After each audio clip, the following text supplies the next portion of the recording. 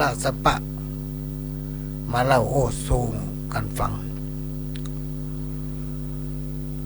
รายการของประหลวงทุก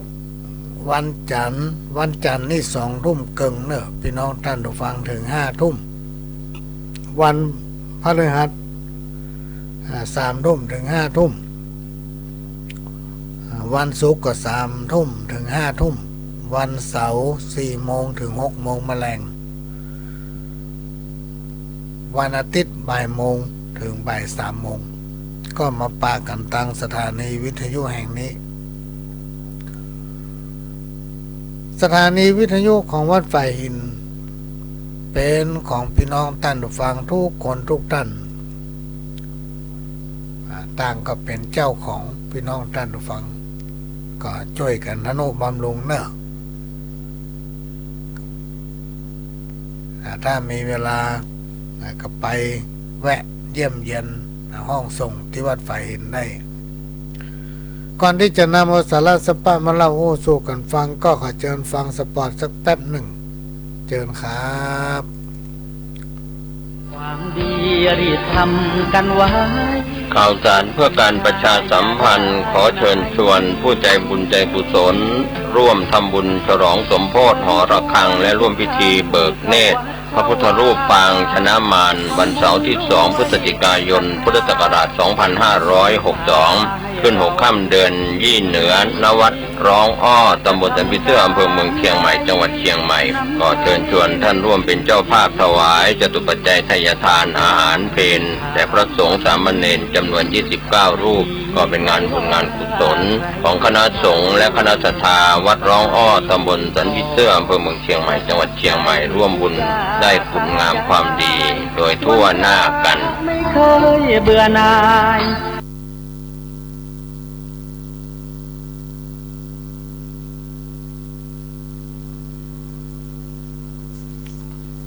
ก็ที่วัดร้องอ้อพี่น้องท่านผู้ฟังวันที่2 พฤศจิกายนตั้งแต่ภาคเจ้าไปจนถึงเมื่อค่ำก็จะมีพิธีฉลองสมโภชหอระฆังและก็พิธีเบิกเนตรพระพุทธรูปปางชนะมารและในโอกาสนี้ทางวัดก็ได้ไปทำเหรียญพระพุทธรูปปางชนะมารซึ่งเป็นพระจำลองจากในพระวิหารด้านหนึ่งก็จะเป็น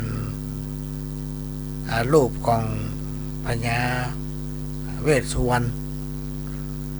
เป็นของที่ระลึกให้กับพี่น้องท่านผู้ฟังที่มาร่วมก็บูชาในราคาต้นทุน ท่านใดที่จะเป็นเจ้าภาพลงทานอาหารถวายพระเนนจะเป็นเจ้าภาพรับยอดไตรทานสำหรับพระสงฆ์ซึ่งทางวัดได้นิมนต์มาจำนวน29 รูปก็เชิญติดต่อได้ที่วัดร้องอ้อวันที่2ตั้งแต่เจ้าไปจนถึงค่ำในวันนั้นก็ได้รับการอนุเคราะห์จากท่านผู้อำนวยการสถานีซึ่งท่านจะมาทำการถ่ายทอดพี่น้องท่านผู้ฟังที่วัดร้องอ้อและก็ในโอกาสนั้นในนามของคณะผู้จะทำรายการก็จะตั้งต้นพระป่าไว้และจะได้นำต่อถวายให้ท่านผู้อำนวยการสถานีเพื่อจะได้นำไปทนุบำรุงสถานีก็เชิญร่วมด้วยช่วยกันเพราะว่าสถานีวิทยุของวัดฝ่ายหินเป็นของหมู่เฮาคนฟังทุกคนเราจะต้องช่วยกันทนุบำรุงถ้าเราบ่ช่วยกันคำเดียวดักปิ้ง และก็ในวันเสาร์ที่26 ตุลาคมพี่น้องท่านผู้ฟังวันเสาร์ที่26 ตุลาคม 2562ที่วัดฝ่ายหินก็จะมีงานทำบุญทอดกฐินเจ้าภาพเก่าก็มีมหาวิทยาลัยเชียงใหม่โดยมีคณะครูบาอาจารย์ คณะอธิการบดีเจ้าหน้าที่พนักงานร่วมกันตั้งองค์กฐินขึ้น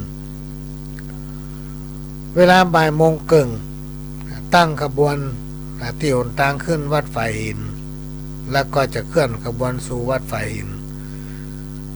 เวลาบ่าย2 โมงก็จะทำการทอดถวายองค์กฐินก็ขอแจ้งประชาสัมพันธ์บอกบุญพี่น้องท่านผู้ฟังได้ร่วมอนุโมทนาบุญโดยพร้อมเพรียงกัน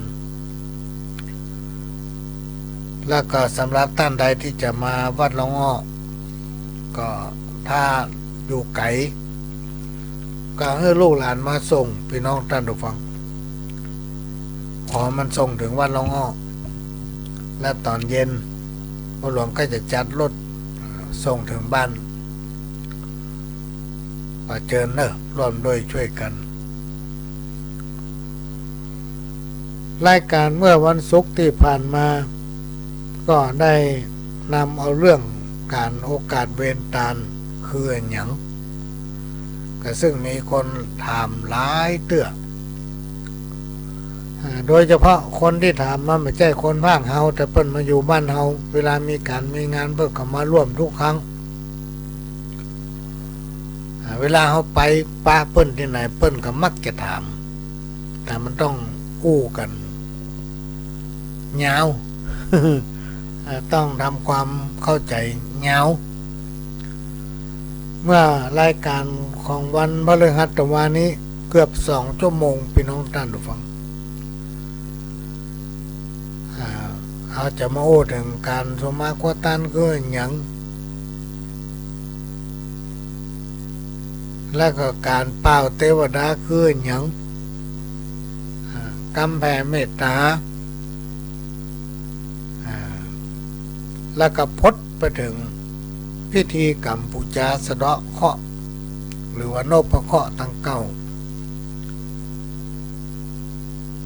แล้วก็ลวดมาโอ้ถึงพิธีกรรมและประเพณีที่ตกทอดสืบทอดตามกันมา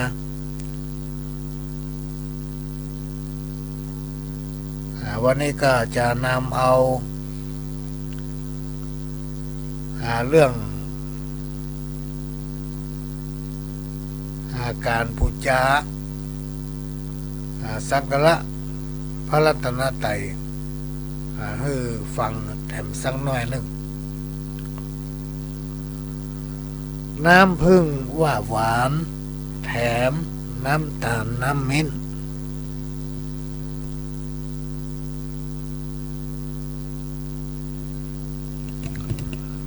ก็ยังบ่ต้องอันกำคนมันหากหวานแต่ตึงบ่มีขมหวานกำคมมันหวานแต่ใบ อันนี้เป็นกรรมเก่าที่เปรียบเทียบไว้พี่น้องท่านผู้ฟังน้ำผึ้งเนี่ยเอาว่ามันหวาน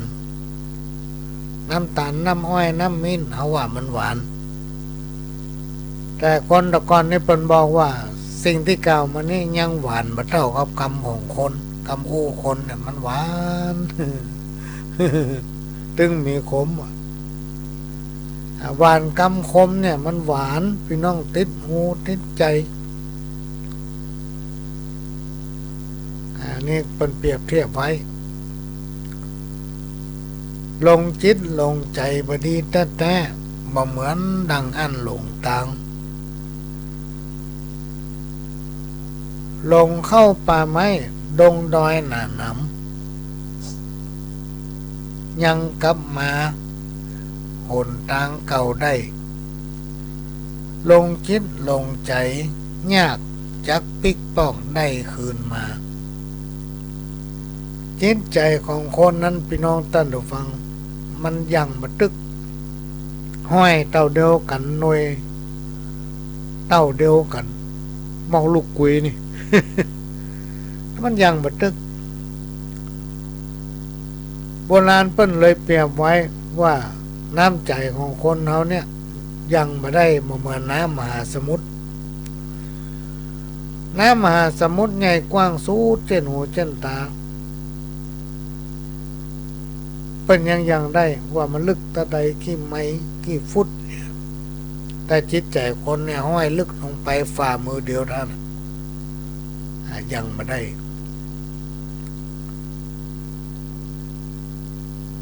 วันพฤหัสที่ผ่านมาก็คือตะวันนี้ได้พูดถึงเรื่องกรรมโอกาสสุมาควตานกรรมเปล่าบอกเทวบุตรเทวดาและก็กรรมเวรตาล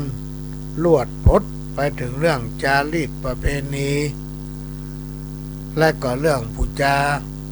สะเดาะเคราะห์หรือว่าปูจาโนปเคราะห์ดังเก้า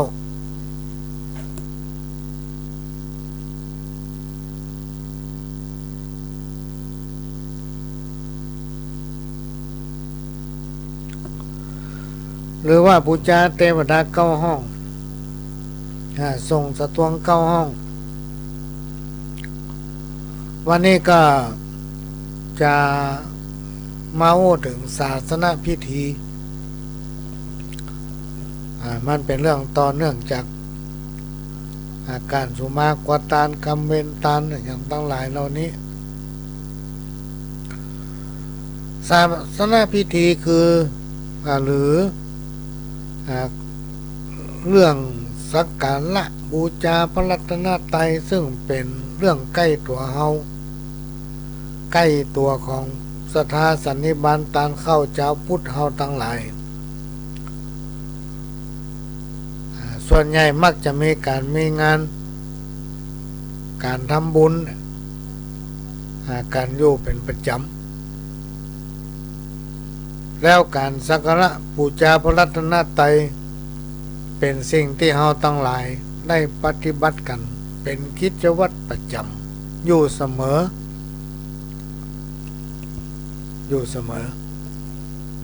เหตุที่เอามาอู้เนี่ยพี่น้องท่านฟังเพราะว่ามันยังมีหลายคนหลายท่านที่บ่ฮู้ อันนี้ไม่ใช่ว่าอู้บ่ได้นะไอ้คนที่ไปวัดไปว่าไปกินไปทานบ่อยๆนี่ฮู้หมดพอเพิ่นไปวัดไปว่าปฏิบัติอันนั้นอย่างใดทำอันนี้อย่างใดเพิ่นฮู้หมดสูตรมนต์ภาวนาแผ่เมตตากล่าวคำถวายน้อยหนานยังอายเลยปลวงเคยไปหันไปป้าหลายเตื้อคุณโยมแม่ยิงเพิ่นไปทานสังฆทานไปทานเข้าป่าอาหารไหว้พระคนเดียวรัตนาศีลคนเดียวกล่าวคำถวายคนเดียวโดยบุพอหนังสือ เนี่ยต้องยอม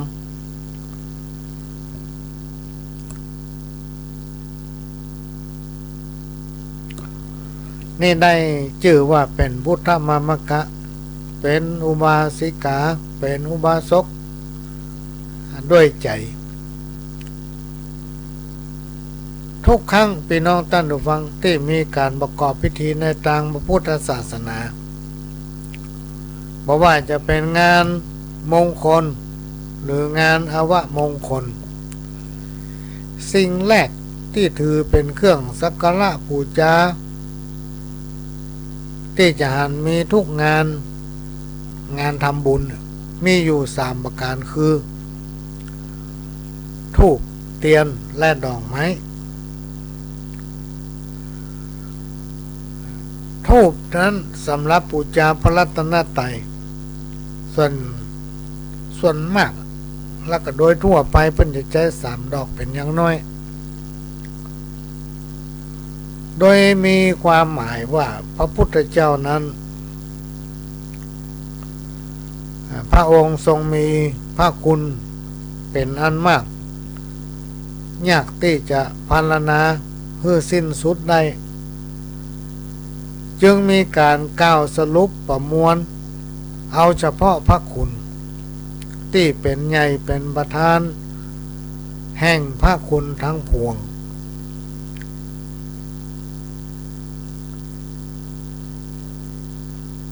3ประการคือ 1. พระปัญญาธิคุณ 2. พระบริสุทธิคุณ 3. พระมหากรุณาธิคุณ ทูบที่ใจจุดบูชาพระพุทธเจ้านั้นที่หน้าโต๊ะหมู่นิยมใจทูบที่มีกลิ่นหอมโดยมีความมุ่งหมายว่าธรรมดากลิ่นทูบนั้นมักจะต้องมีกลิ่นหอมตีหน้าอัศจรรย์กว่ากลิ่นหอมอื่นๆเมื่อคนตั้งหลายได้มีโอกาสสูดดมกลิ่นทูบหอมเข้าไปแล้วทำให้กิเลสยุบตัวลงทำให้จิตใจสงบบ่ฟุ้งซ่านธรรมดาของทูบแม้นว่าทูบจะถูกไฟไหม้ไปหมดพี่น้องท่านฟังแต่กลิ่นของทูบยังหอมหวนอยู่บริเวณนั้นเป็นเวลาเมินกว่ากลิ่นของทูบจะหายพระมหากรุณาธิคุณหรือพระคุณขององค์พระสัมมาสัมพุทธเจ้านั้นเป็นที่ทราบซึ่งฝังแน่นอยู่ในจิตใจของคนเฮาทั้งหลายแม้นแต่มหาโจรหรือคนที่มีจิตใจโหดเหี้ยมยกตัวอย่างองคุลิมานองคุลิมานยังระงับการกระทำความชั่วหันหน้าเข้าสู่ทางดีได้เข้าบวชบำเพ็ญตนได้สดับรับฟังพระธรรมเทศนาโดยองค์สมเด็จพระสัมมาสัมพุทธเจ้าได้แสดงให้ฟังคนเราทำอย่างถ้าตั้งใจพี่น้องท่านฟังมันจะสำเร็จได้เหมือนกับองค์โคลิมานเนี่ยเมื่อสมเด็จองค์พระสัมมาสัมพุทธเจ้าได้แสดงธรรมนั้นองค์โคลิมานตั้งจิตใจรวมใจเป็นหนึ่งทำใจให้มีสมาธิคนเราถ้ามีสมาธิสติปัญญาเกิดได้นั่งโดย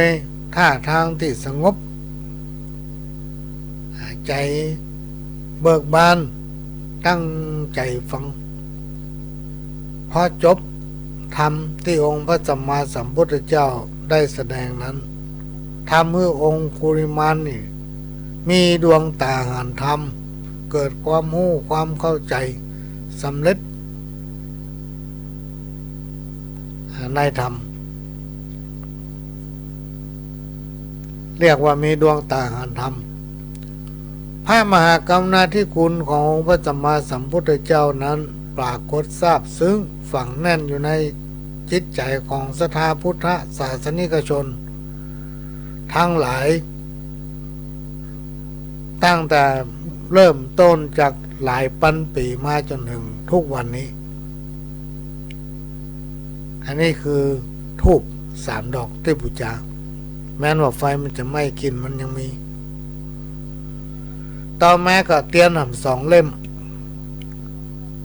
ท่านจุดธูปจุดเทียนแล้วก็ไปจุดธูปเทียน2 เล่มใช้สำหรับบูชาพระธรรมหรือศาสนธรรมคำสั่งสอนขององค์พระสัมมาสัมพุทธเจ้าโดยแยกออกเป็น2 ประเภทคือ1พระวินัย2พระธรรมพระวินัยสำหรับสอนให้คนฝึกกายและวาจาให้เป็นระเบียบเรียบร้อยข้อ2พระธรรมสำหรับอบรมจิตใจให้สงบระงับจากความชั่วละเว้นจากกิเลสทั้งพวงเฮาจึงหันมีการจุดเทียนเพื่อบูชาพระรัตนตรัย2 เล่ม2 เล่มนี่ก็มีความหมายอย่างที่กล่าวมาแล้วคือบูชาพระวินัยบูชาพระธรรมพระ ระศาสนธรรมอันเป็นคำสั่งสอนขององค์สมเด็จพระสัมมาสัมพุทธเจ้านั้นบุคคลผู้ใดได้ศึกษาอบรมได้ยินได้ฟังแล้วก็ตั้งใจฟังก็จะเกิดความรู้ความเข้าใจที่ว่าดวงตาหันธรรมน่ะก็จะเกิดขึ้นห้องว่าจะพบปะกับแสงสว่างกำจัดความมืดคือโมหะตัณหาความโง่เขลาเบาปัญญาในจิตใจก็จักบรรเทา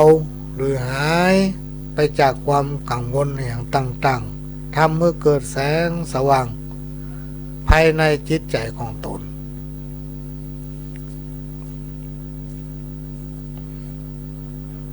สำหรับดอกไม้ใจสำหรับบูชาพระสงฆ์คนทั้งหลายมักจะนิยมใช้ดอกไม้ที่มีความเพียบพร้อมด้วยลักษณะ3ประการคือมีสีสวยงามมีกลิ่นหอมกำลังสดชื่นดอกไม้ที่คนทั้งหลายมักจะนำไปถวายพระซึ่งเป็นนิมิตหมายแห่งความสดชื่นความรุ่งเรืองดอกไม้แห้งนี่มีไผ่ใจเนอะพี่น้องท่านผู้ฟังบ่มีไผ่เอาดอกไม้แห้งไปถวายพระเพราะถือว่ามันหมายถึงความหดหู่หัวใจ หรือหมายถึงความเสื่อมโทรมนั่นเองอันนี้ก็นำมาเล่าโอ้สู้กันฟังเพื่อให้พี่น้องท่านฟังได้นำไปประดับความรู้ของตนเอง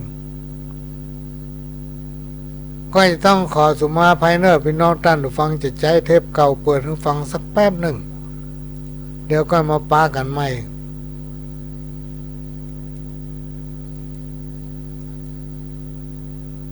ก็มาฟังข้าวอย่าเสพน้องคือพ่อแม่เจ้าขอร้องลูกหลานอย่าหันหน้าเข้าคือออกมา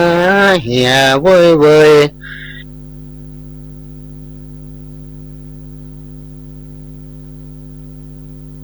ถ้าติดมันแล้วอย่ามัวนิ่งเฉยขใจเว้ยเว้ยอย่าไปแตะต้องบ่ใจของดีที่ควรเกี่ยวข้องของอื่นมีเยอะแยะอย่างเช่น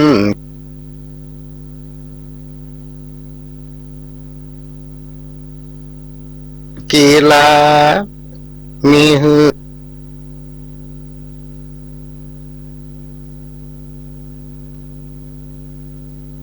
อของแวะเพื่อสุขภาพอันเอาดีพ่อแม่พี่น้องมีศักดิ์มีสีลูกหลานเป็นคนดีมีตามีนาอันนี้ก็เป็นเรื่อง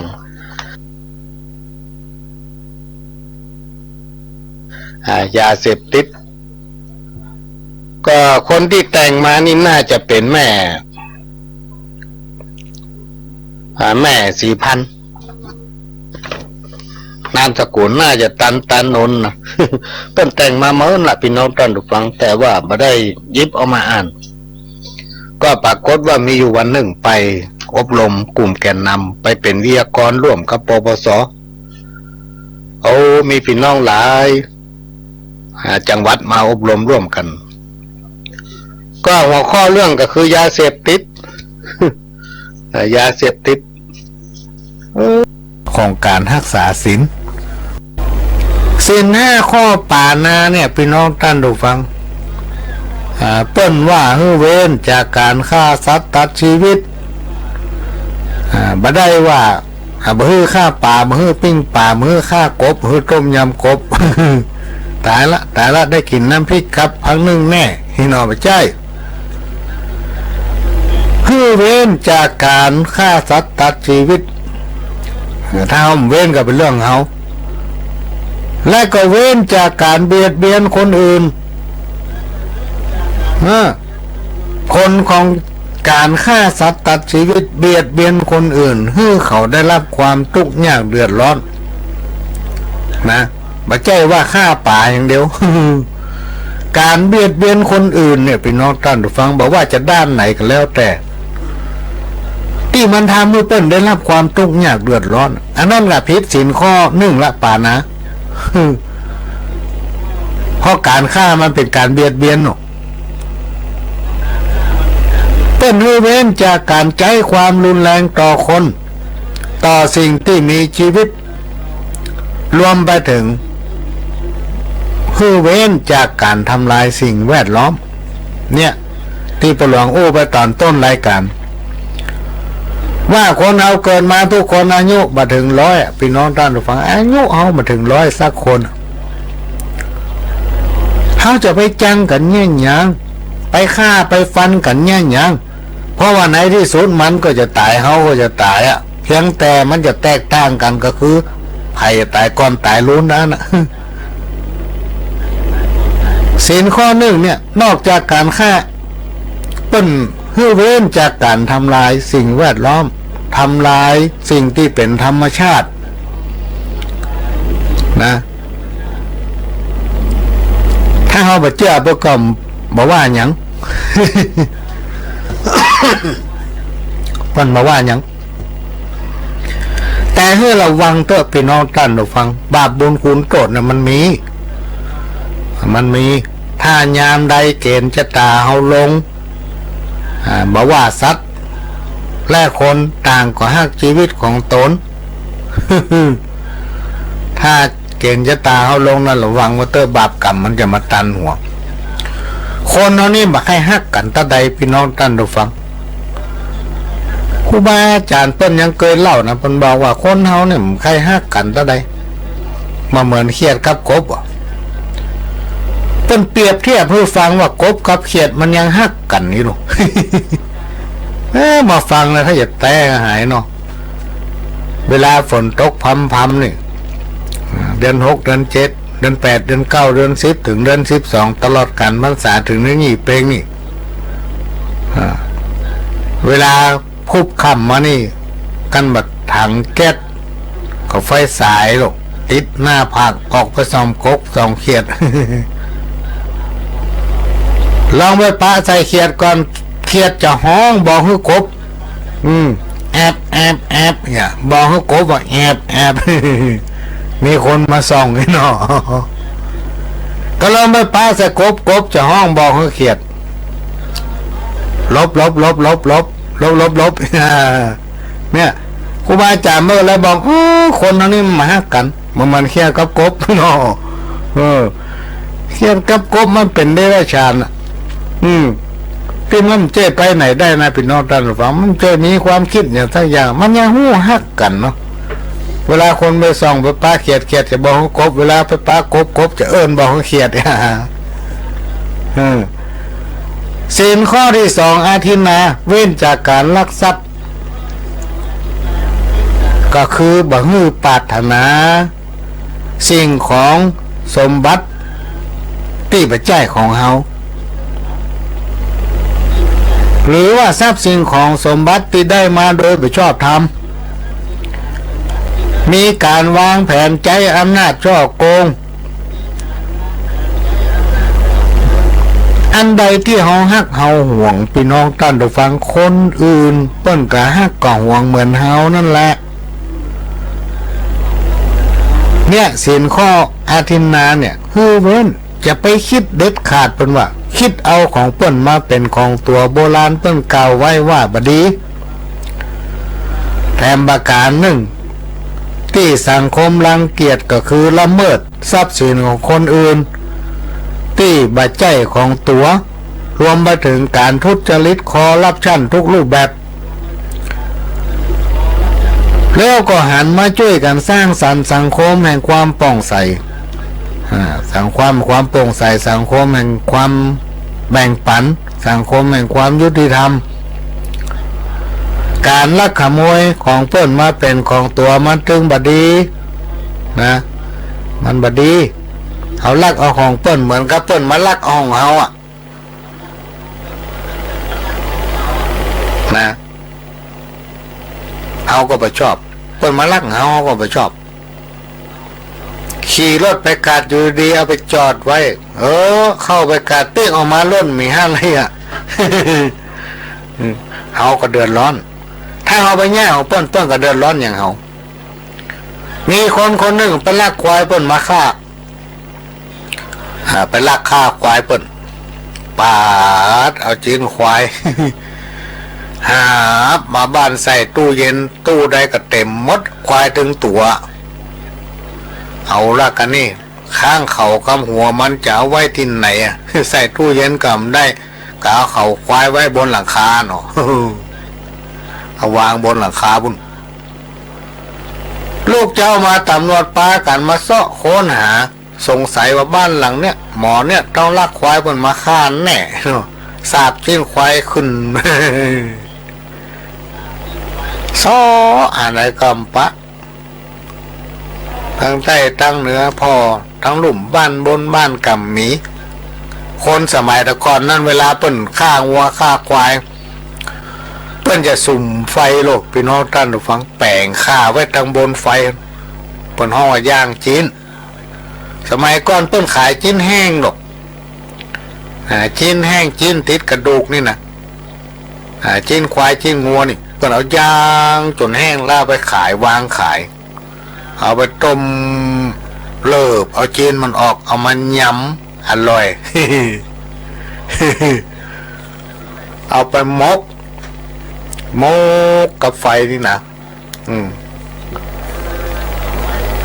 แล้วเอามากำน้ำพริกแดงน้ำพริกตาแดงเอาบกกอกเขาใส่เอาบกกอกซุกนะบีบเอาน้ำบกกอกนี่ เข้ามาใส่กำน้ำพริกแดงกลเอาหอมป้อมใส่หน่อยเอากับชิ้นหมกมันเหมาะ มันเหมาะนี่สมัยเป็นร้อนนะสมัยก่อนแล้วตำรวจซ้อหาที่ไหนกำปะสงสัยบ้านหลังเนี้ยนะมันลักควายก่อนมาฆ่านะแต่ว่าเขามีหลักฐานที่ยับมันอ่ะเขาถึงสงสัยมันนะเพราะมันเกยเนี่ยถ้ายับมันได้คราวนี้กำเดียวมันก็ไปเนี่ยหม้อไอ้นอต้องยับมันจนได้ซ้อในกำมีหลักฐานเนี่ยยายกำปะจะปีกแล้วนะ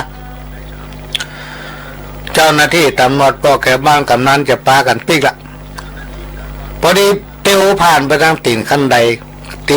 มีหม้อน้ำหรอก มีขันน้ำเป็นห่อหม้อน้ำหางน้ำไอ้หนอตั้งอยู่ต้านหางน้ำนั้นมีนกเอี้ยงนกแก้วพี่น้องได้ฟังอยู่กรงน้อยๆห้อยมัน ตำรวจก็ผ่านกรงนกแก้วนกแก้วมันซ้ำมาปากบดีวะสะหน้าเจ้ามันบอกเฮ้ตำรวจว่าเขามันมีบนหลังคาโน่ปากย่ำอยู่ฮะน่ะ ตำรวจก็กายไปนกตัวนี้มันเป็นกำคนไว้เนาะ หาว่าเขาไม่บนหลังคาปิ๊กมามันรอบพอนกหันคนมาหามันก็บอกว่าเขามันมีบนหลังคาเงียนขึ้นบนหลังคาเป็นว่าเขาควายวางกันลังเลยยับเจ้าของนกยับเจ้าของบ้านได้กำนั้น เพราะว่าเอานกแก้วมาเลี้ยง ลักควายบนมาฆ่าเอาจีนซ่อนหมดมันมีที่ไว้เขาเมากำหัววางบนหลังคานกแก้วปากพอดีไปบอกเพิ่น โดนยับกับนกแก้ว ข้อที่3กาเมเว้นจากการประพฤติผิดจากคันลองของธรรม นะพี่น้องท่านผู้ฟังเนี่ยข้อเนี่ยสำคัญและมีปัญหานักขนาดในสังคมในวันนี้ปัญหาอย่างกับกิ๊กเนี่ยกะกับคนเท่าเนี่ยกะอยู่เท่าตามเท่าไปอยู่ตามเท่าบนห้องควายเท่าลมปงนะมีกิเลสตัณหาจิตใจห่างเหินจากศีลธรรมไปวัดจักเตื้อว่าถึงเวลาไปเตื้อเนาะมันมีแต่นายพี่น้องท่านผู้ฟังเรื่องตั้งหลายเนี่ยอย่างศีลข้อกาเมเนี่ยพระหลวงมีเพื่อนหลายคนรุ่นแก่ๆหมด60 ปลาย 70ก็มีเอามาโอ้อวดอีน้องนั่นงามอีน้อยนี่งามอีหนูนั่นมันฮักผมว่ะแต่เอาอดดาวก็ด่าเนาะไปไปเลยตัวอายุต่อใดล่ะนั่นมันรุ่นลูกรุ่นเหลนรุ่นหลานจะไปที่ไหนนะอายเปิ้นจังเฮาบ่ใครใกล้เฮาละศีลข้อการไม่เว้นจากการประพฤติผิดจากคันลองคองธรรมหรือประพฤติผิดจากกามอันนี้คือปัญหาสังคมละพี่น้องท่านผู้ฟังตายกันหนึ่งวันเนี่ยเพราะไลน์เนี่ยที่จริงไลน์กับเน็ตเนี่ยมันมีประโยชน์แต่เอาใจในสิ่งที่บดี แล้วถ้าเขาคิดแป๊มย่างจิตใจคนเขานี่มันต่ำพี่น้องท่านผู้ฟังก็แค่มีคนโทรมาหาเมียมันไลน์มาหาเมียมันทำอะไรอยู่อย่างเงี้ยคิดถึงนะเนี่ยแต่มันอยู่คนละมุมโลกอ่ะพี่น้องท่านผู้ฟังมันจะไปเป็นอย่างกล้ากำอู้มันได้อ่ะโคตรว่ะโทรศัพท์ขว้างไม่ตั้งเมียตายไปก็มี แค่ว่าอู้กันในโทรศัพท์นี่มันได้ เนี่ยถ้าใจประโยชน์ก็ดีถ้าใจติ้มมีประโยชน์มาทำให้เกิดการทะเลาะวิวาทเลิกกันไปหลายกู้ฆ่ากันตายหลายเพราะไอ้โทรศัพท์นี่นะ การไม่เว้นจากการประพฤติผิดจากคันลองของธรรมว่าด้วยการบัใจความรุนแรงในครอบครัวสู้ตรงต่อกันทำตนเองให้เป็นตัวอย่างแก่ลูกและคนในครอบครัวเป็นผัวก็เป็นผัวที่ดีของเมียเป็นเมียก็เป็นเมียที่ดีของผัวเป็นพ่อเป็นแม่ก็เป็นพ่อเป็นแม่ที่ดีของลูกนะอันเนี้ยเป็นศีลข้อที่3ก็คือการเมเป็นศีลที่เพื่อนส่งเสริมเพื่อมีการส่งเสริมสถาบันครอบครัวอยู่เย็นเป็นสุขเพื่อมีความรักความอบอุ่นมั่นคงเพื่อเกียรติและเคารพในคู่ครองของตนผัวเคารพเมียเมียเคารพผัว ศีลข้อที่3นี่เป็นหลักประกันของความมั่นคงสถาบันครอบครัว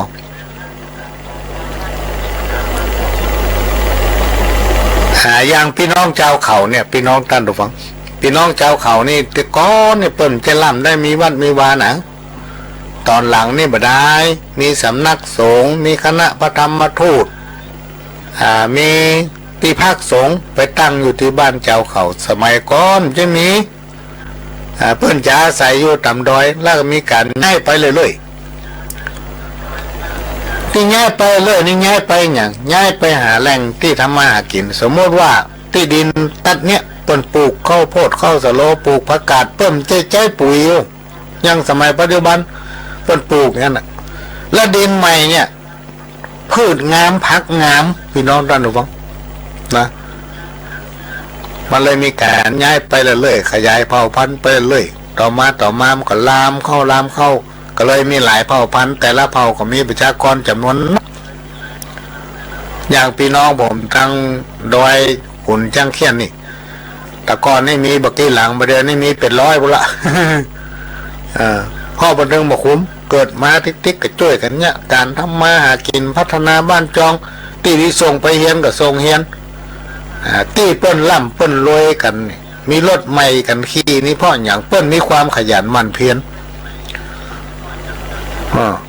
อย่างที่คนเมืองเขาเนี่ยอู้ตามความจริงนะพี่น้องท่านผู้ฟังอู้ถึงตัวพ่อหลวงเป็นต้นจะไปเนี่ยปลูกเข้าให้ดอยเป็นม่อนในพ่อหลวงเนี่ยมาได้รู้พี่น้องท่านผู้ฟังปลูกกะหล่ำ เทิมดอยเป็นเทิมเนี่ยปลูกกะหล่ำหมดปะหลวงไงย่ำได้โรพี่น้องได้หรือฟังหายเนี่ยได้ป่ะแต่พี่น้องเจ้าเขานี่สุดยอดเลยเปิ้นทำได้เปิ้นทำได้ในที่สุดเปิ้นก็มีฐานะเพราะความขยันหมั่นเพียรและเปิ้นบักกินง่ายใจโอ้ยลองมาสังเกตพอเตอร์บนดอยเจ้มีคาราโอเกะรูบนดอยมีไนท์คลับโลบนดอยพุ่นมีโรงหนังนะทีวีนี่บางทีก็ดูได้บางทีก็ดูบ่ได้ต้องดูที่กระแสไฟฟ้าครับ เสามันวิทยุนี่ฮับได้เกี่ยวเพราะมันอยู่ที่สูงเนี่ยยกตัวอย่างยังเผาปักกะยอนี่พี่น้องท่านผู้ฟังโอ้โหเปิ้นถือหีบห้อยประเพณีเช่นปู่ย่าตายายเปิ้นปฏิบัตินี่เปิ้นถือขนาดเลยแล้วเปิ้นนำปฏิบัติมันจะเข้าหลักของศีลห้าศีลข้อที่3เนี่ยกาเมเนี่ยถ้าไผคนใดคนหนึ่งประพฤติผิดในกามผิดลูกผิดเมียเปิ้นเจ้าบ้านหรือว่าลักเล่นกันมีกิ๊กมีจู้อีน่ะ เปิ้นฮ้องว่าผิดผีบ้านผิดผีเฮือนหัวหน้าเผ่าเปิ้นจะลงโทษโนพี่น้องท่านผู้ฟังลงโทษอย่างไรไปเอาหมูเครื่องมาตวงหมูวัยรุ่นนี่นะ ปลาหมูวัยรุ่นมาตัวมัดคอหมูคือคนหนึ่ง2 คนเนี่ยจูงหมูตัวนั้นน่ะแวดบ้านพี่น้องท่านผู้ฟัง3 รอบ 7 รอบก่อน แล้วผู้ที่เป็นหัวหน้าบ้านหรือผู้ที่เป็นผัวเป็นเมียผู้ที่เป็นปู่เป็นพ่อเป็นแม่ที่เคารพนับถือเขี้ยนตัวลูก แค่หันก็พอที่เปิ้นขี่หัวล้ออย่างเปิ้นขี่ม้าแล้วมันจะเอาเชือกฟาดม้าตัวอย่างเปิ้นขี่เกวียนขี่ล้อนี่เปิ้นก็จะเคี่ยนงัวตัวโลกเนี่ยมันจะคือ2 คนนั้นจูงหมูมันก็จะเคี่ยนไปตัว เคี่ยนบ่ได้บ่ปอนะพี่น้องท่านฟังมันก็จะเอิ้นบอกทำหัวหน้าเผ่ามันก็ย่อจะบอกล่ะพี่น้องทั้งหลายไอ้นี่อีนี่เล่นกัน ผิดผีบ้านผีกันเนยนะเอิ้นไม่เนี่ยสุดต่าง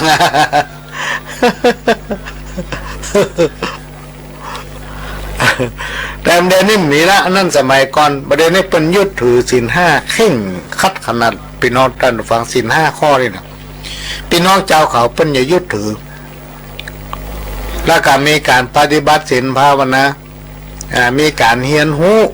บอกว่าจะเป็นศีลธรรมจริยธรรมแต่หลายอันหลายประการเข่งคัดขนาดไหนเพราะว่าเปิ่นมีคนประชากรเพิ่มขึ้นนักขึ้นการที่เปิ่นปฏิบัติเชื่อหีบหอยบรรพบุรุษปู่ย่าตายายที่เปิ่นทำมาแล้วเขานำปฏิบัติสืบตามกันมาทำเขาอยู่เย็นเป็นสุขเนี่ยพี่น้องชาวดอยผมเนี่ยฟังนักขนาดเลยตอนนี้ส่งข้อความมากำลังฟังรายการอยู่ผู้ที่มาห้ามมาเฮียนเวลาจบลำไปไหนปิกไปพัฒนาบ้านตัวเก่าเป็นครูอาสาในที่สุดเป็นหัวหน้าบ้านพี่น้องเจ้าเขาสมัยปัจจุบันนี่เพิ่นมีการพัฒนาคนเมืองเขาจัดการนะพี่น้องด้านดูฟังตามคนเฒ่าคนแก่ครูบาอาจารย์เพิ่นเล่าให้ฟังสมัยตะก่อนเนี่ยพี่น้องเจ้าเขาในเวลาเขาจะไปหาเปิ้นมันต้องลัดห้วยลัดดอยหรอกหนทางห้อมเต้ามันอย่างงูเตียวกว่าจะไปพบบ้านเปิ้นนี่ใจเวลาเป็นวันมุ่นนะแต่ประเดี๋ยวถนนหนทางอย่างเปิ้นเจริญหมดขี่รถเก๋งขี่รถที่แปลงๆหมดรถใหม่ๆมันขึ้นดอยพิ้ว ใช่เหมือนก่อนมีอยู่ครั้งหนึ่งนายอำเภอเกิดว่าจะเนี่ยอย่างใดดีมีการมีงานมีข้อราชการจะได้สื่อสารกับพี่น้องเจ้าเขานี้ได้เว้ยตันเหตุการณ์แล้วเวลาพี่น้องเจ้าเขามีการมีงานมีเรื่องมีราวก็จะได้สื่อสารตามอำเภอตันเหตุการณ์เกิดใจเนี่ยอย่างใดดีก็ห้องปลัดมา ประหลัดเหย วันพุกเนี่ยเขาไปบ้านพี่น้องเจ้าเขาเนอะไปบ้านโมงก็ได้ บ้านแมวก็แล้วแต่ แล้วไปห้องเขามารวมกันให้เลือกผู้นำ ไปวันพุกเนี่ยแล้วได้ชื่อผู้นำมาใครเป็นผู้น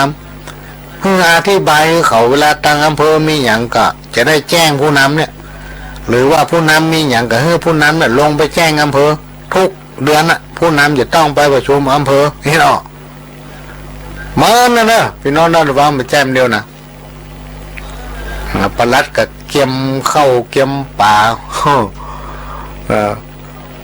ปกผ้าปกครัวแหละเก็บผ้าครัวใส่กระเป๋าเพราะว่ามันต้องไปนอนโลกไปแล้วปิกมาได้คือมันไก่เตียวเหี่ยวตัวห้วยตัวดอยขึ้นไปกว่าจะไปถึงบ้านพี่น้องเจ้าเขานี่พอจะมืดเอาพันลงอำเภอไปตัว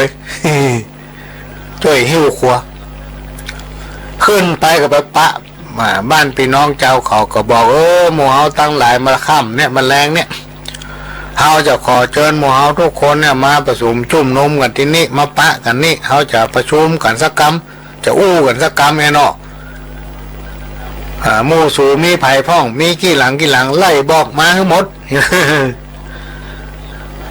พอค่ำสักน้อยกับปลากันมาเต็มมันละพี่น้องดันฟังปลากันดังไฟเนาะมันเลยมีป่าไปนี้รอบกองไฟต้องหอดประเดี๋ยวนี่ไงกระจากที่ว่าปลัดคนเนี้ย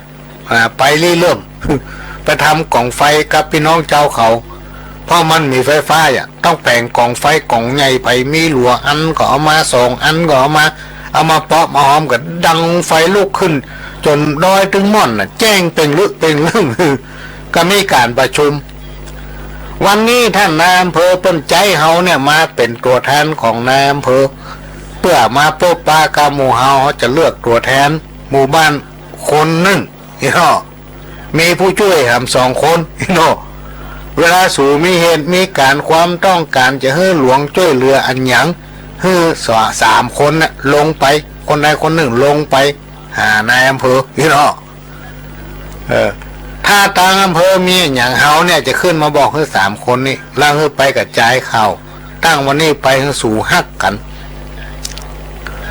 อยู่บ้านหนึ่งจองเดียวกันช่วยกันรักษาความสงบในหมู่บ้านจะไปให้มียาเสพติดเกิดขึ้นในหมู่บ้านเด็ดขาดเนาะ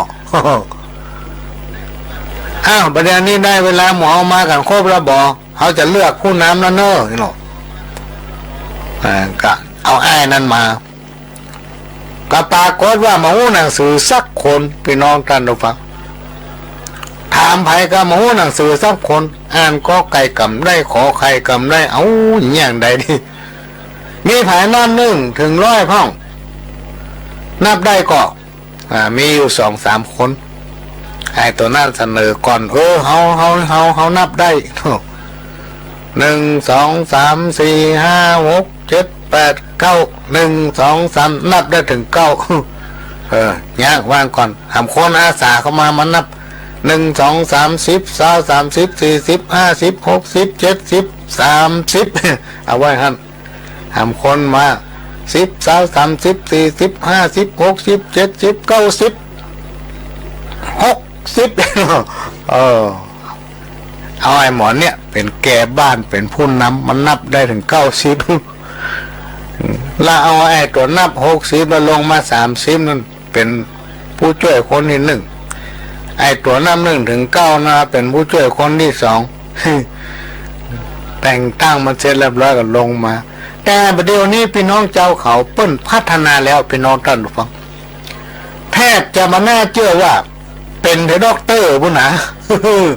ไม่ใช่ธรรมดานะพี่น้องท่านผู้ฟังพี่น้องชาวเขาของผมเนี่ยหลายพื้นที่เป็นด็อกเตอร์เป็นอาจารย์ลงมาสอนเพราะว่าจะเป็นคนพื้นราบเพราะว่าจะเป็นคนต่างประเทศรวมมาถึงพี่น้องอื่นๆเพื่อพัฒนากายภาพชีวิตของคนมีการพัฒนาก้าวไกลเนี่ยมันมีการพัฒนาอย่างต่อเนื่องต่อไปเป็นศีลข้อที่4มุสาเว้นจากการโกหกหลอกลวง ก็มีไลน์ส่งเข้ามาเนอะพี่น้องท่านผู้ฟังวันนี้เราจะอยู่ด้วยกัน1 เที่ยงคืนอยู่ด้วยกัน1 เที่ยงคืนท่านใดที่มีความประสงค์แค่ได้หนังสือก็โทรมาแล้วพ่อหลวงก็จะเอาเบอร์โทรไว้แล้วก็เดี๋ยวก็จะส่งทางไปรษณีย์ก็เป็นหนังสืออนุภาพของการรักษาศีล 5มีอยู่20 เล่มหรือว่าใครอยู่ตำใกล้ตำหิมจะมาเอาที่บ้านก็ได้ถ้ารอส่งมันเจ้า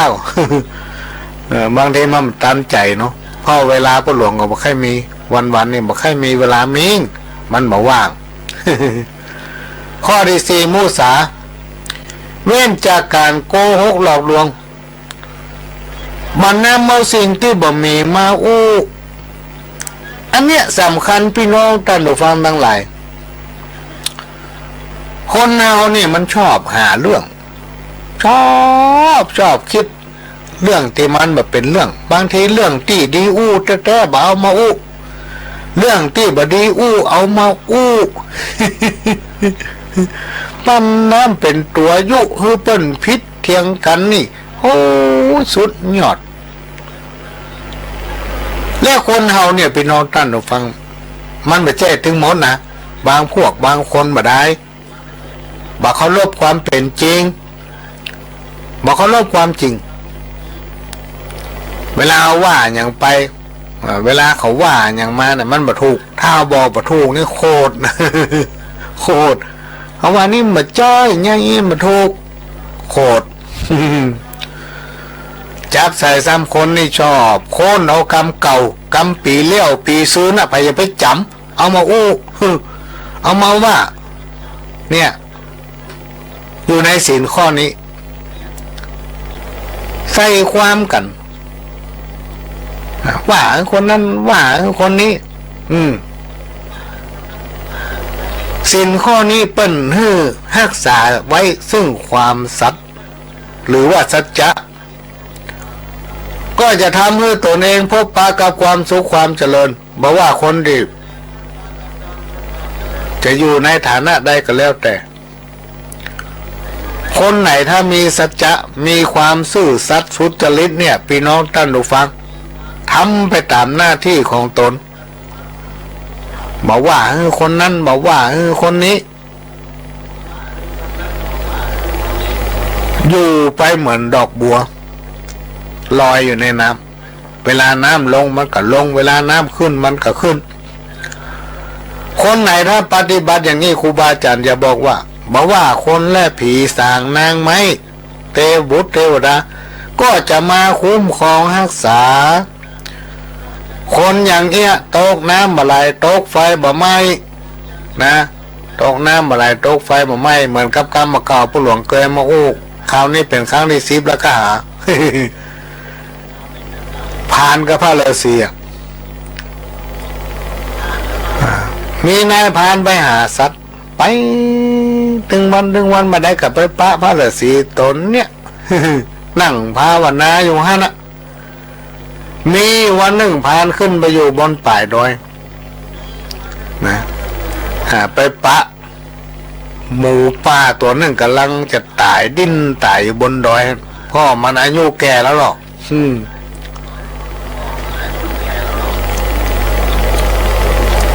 พานกับชำแหละหมูที่มันตายแล้วกำลังชำแหละหมูก็มันนึกใจได้จะเอาน้ำที่ไหนมาล้าง อย่างย่างได้ดีก็เตียวลงมาลงดอยไปก็ไปพานพระฤาษีคนเนี้ยพระฤาษีก็ถามนายพานว่านายพานจะไปไหนนายพานก็บอกมันเรื่องของเขาอะเขามาถึงวันพระฤาษีก็ถามเขาถึงวันไปถามอย่างพระล่ำบ่เหลือบัดเดี๋ยวเนี่ยเขาได้หมูบนดอยบนเขากำลังจะสำแระเนื้อหมูแต่เขาหมีน้ำล่างก็ได้เขาจะไปบอกน้ำห้วยขึ้นไปหาเขาโอ้พระฤาษีเข็ด โอ้นายพานคนนี้มันเป็นไผ่มันเนี่ยได้อย่างใดจะไปห้องน้ำขึ้นแปดดอยวะมันไปใจลายมาได้เนาะเขาเป็นพระฤาษีเขาเนี่ยมาได้นายพานก็ลงไปถึงห้วย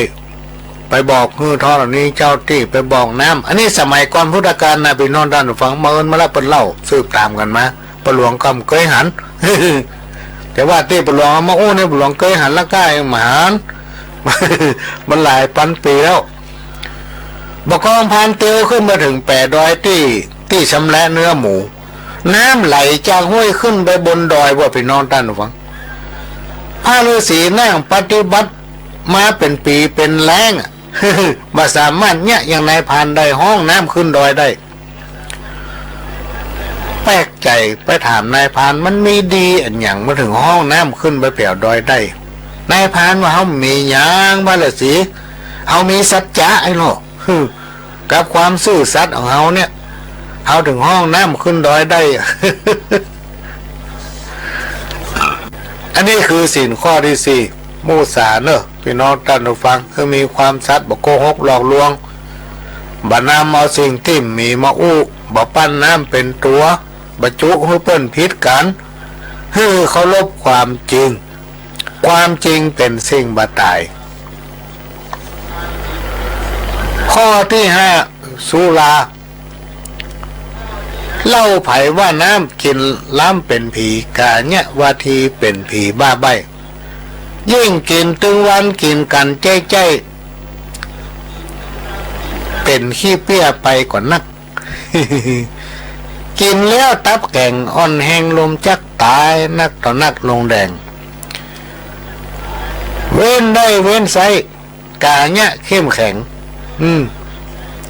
เพิ่งย่างไอ้พ่องนี่เราเป็นว่าเพิ่นให้เว้นพี่น้องท่านผู้ฟังศีลข้อ 5นี่สุราเว้นจากการดื่มน้ำเมาและสิ่งเสพติดฮือโทษสิ่งที่กล่าวมานี้ทำให้คนเอาขาดสติและก็ลืมตัวและยังเป็นสาเหตุให้กระทำความผิดการดื่มน้ำเมารวมไปถึงสิ่งเสพติดทั้งหลายทั้งปวงนอกจากจะมีผลโดยตรงต่อสมองหรือว่าสติยังมีผลต่อร่างกายเป็นที่มาของโรคร้ายไปที่ในสังคมรังเกียจนอกจากนี้ศีล5 ข้อเปิ้นยังสอนให้คนเฮาบริโภคอย่างมีสติเป็นต้นว่าบริโภคอาหารบริโภคทรัพย์บริโภคอำนาจปัญหาที่เกิดขึ้นวันนี่เพราะว่าคนเฮาตั้งหลายมัวบริโภคสิ่งเหล่านี้โดยขาดสติศีล5 ข้อนี้เป็นสิ่งที่ล้ำค่ามีความสำคัญในการดำรงชีวิตประจำวันของคนเฮาถ้าไผคนใดทำได้ทำให้มีอายุมั่นยืนยาวปราศจากโรคภัยไข้เจ็บเคราะห์ร้ายมาเบียดเบียนศีล5 ข้อเป็นพื้นฐานที่คนเฮานำปฏิบัติและจะเกิดความสุขก็ขอขอบพระคุณพี่น้องที่อยู่กรุงเทพมหานครพี่น้องที่อยู่สุพรรณบุรีพี่น้องที่อยู่หลองและก็แปะพี่น้องที่อยู่เชียงรายสันทรายและก็ดอยสะเก็ดตำใกล้ตำหิมที่รับฟังรายการจากพ่อหลวงรายการของพ่อหลวงนี้ออนไลน์ไปทั่วโลกพี่น้องท่านผู้ฟังอยู่ต่างประเทศก็ฟังได้ตะกี้นี่ก็มีส่งข้อความมาจากต่างประเทศว่ากำลังรับฟังรายการของท่านทุกเจ้าอยู่นึกว่าเป็นทุกเจ้าพี่น้องที่ฟังรายการของพ่อหลวงทางอินเทอร์เน็ตฟังทางโทรศัพท์ฟังทางไหนก็แล้วแต่ก็ต้องขอกราบขอบพระคุณเป็นอย่างสูงก็เป็นรายการที่ชาวบ้านพี่น้องท่านฟังมาอู้มาปะกับพี่น้องท่านฟังก็จะนำเอาสาระเป็นประสบการณ์ของชีวิตเป็นการสั่งสอนของพระเถระครูบาอาจารย์ที่จำอันน้อยนี้น้อยมาเปาะมาหอมกันก็หันว่ามีประโยชน์ก็มาเล่าให้ฟัง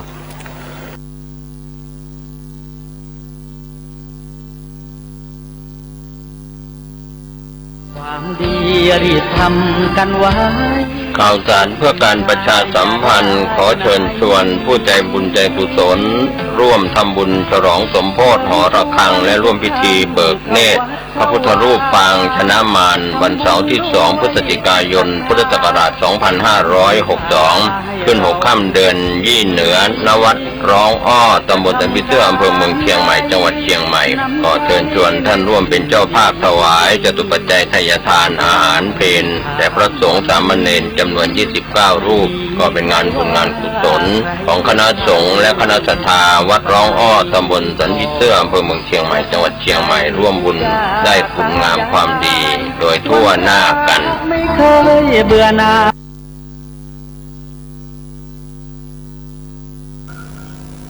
ข้าวเศรษฐกิจพอเพียงของแม่จันลักษัตริย์จีนเฮาเหมือนนักยาฟักหลายเขียงเอาหมอกพอเพียงเลี้ยงครอบครัวได้จักแต่งข้าวสารมากราบวอนไหวกับพี่น้องตัวไทยตัวทิพย์ช่วยแก้ปัญหาช่วยมาค้นคิดชีวิตต่อสู้วันๆจ้างขายจ้างค้าได้มาแบ่งปันเป็นส่วนเป็นอันมันก็อยู่ได้ก็จักพอเพียงเลี้ยงต้องปากไส้ปลูกส่วนครัวไปพร้อมพักบะทั่วบะแตงบะแฟงบะฟักปลูกตามหัวบ้านเลี้ยงใหญ่เรือกินเรือใจนำเอาไปขายจักเสริมเป็นลายจูนเจือในบ้านถึงเศรษฐกิจวิกฤตแต่ด้านคงบ่ยาวนานยืดเยื้อเฮาต้องทำใจทนไปกู้เชื้อตามโอกาสเอื้ออำนวยประหยัดเข้าไว้จังได้ไปสวยถึงบ่ล่ำเลยกะออกอยู่ได้กะหมอกอยู่ได้ ของแม่อุจันลักษัตริย์และทำบนหนึ่งนี้เป็นของ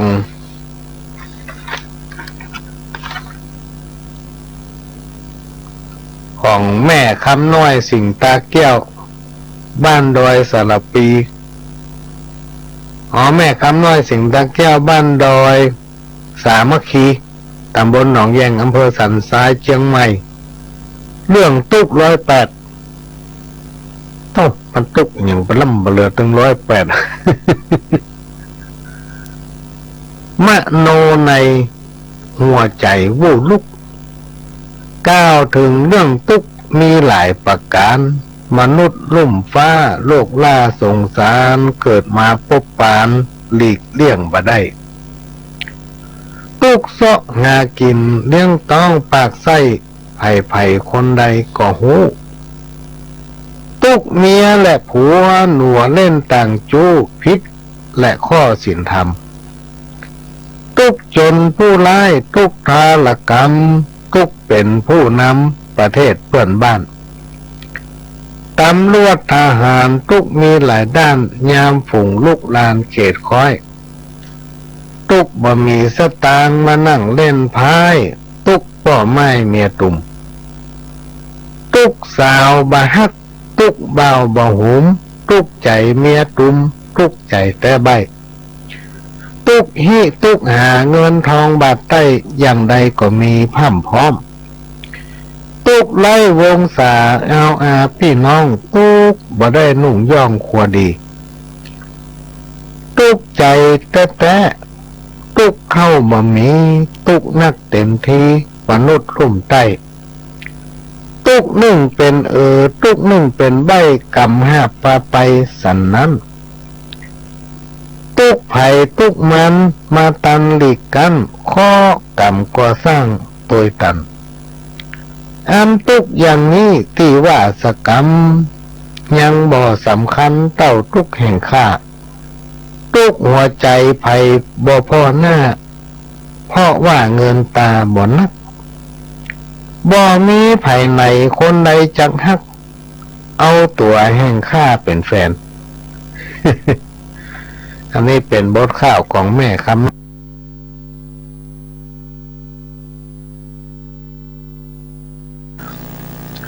ธรรมะอันเป็นคำสั่งสอนขององค์พระสัมมาสัมพุทธเจ้า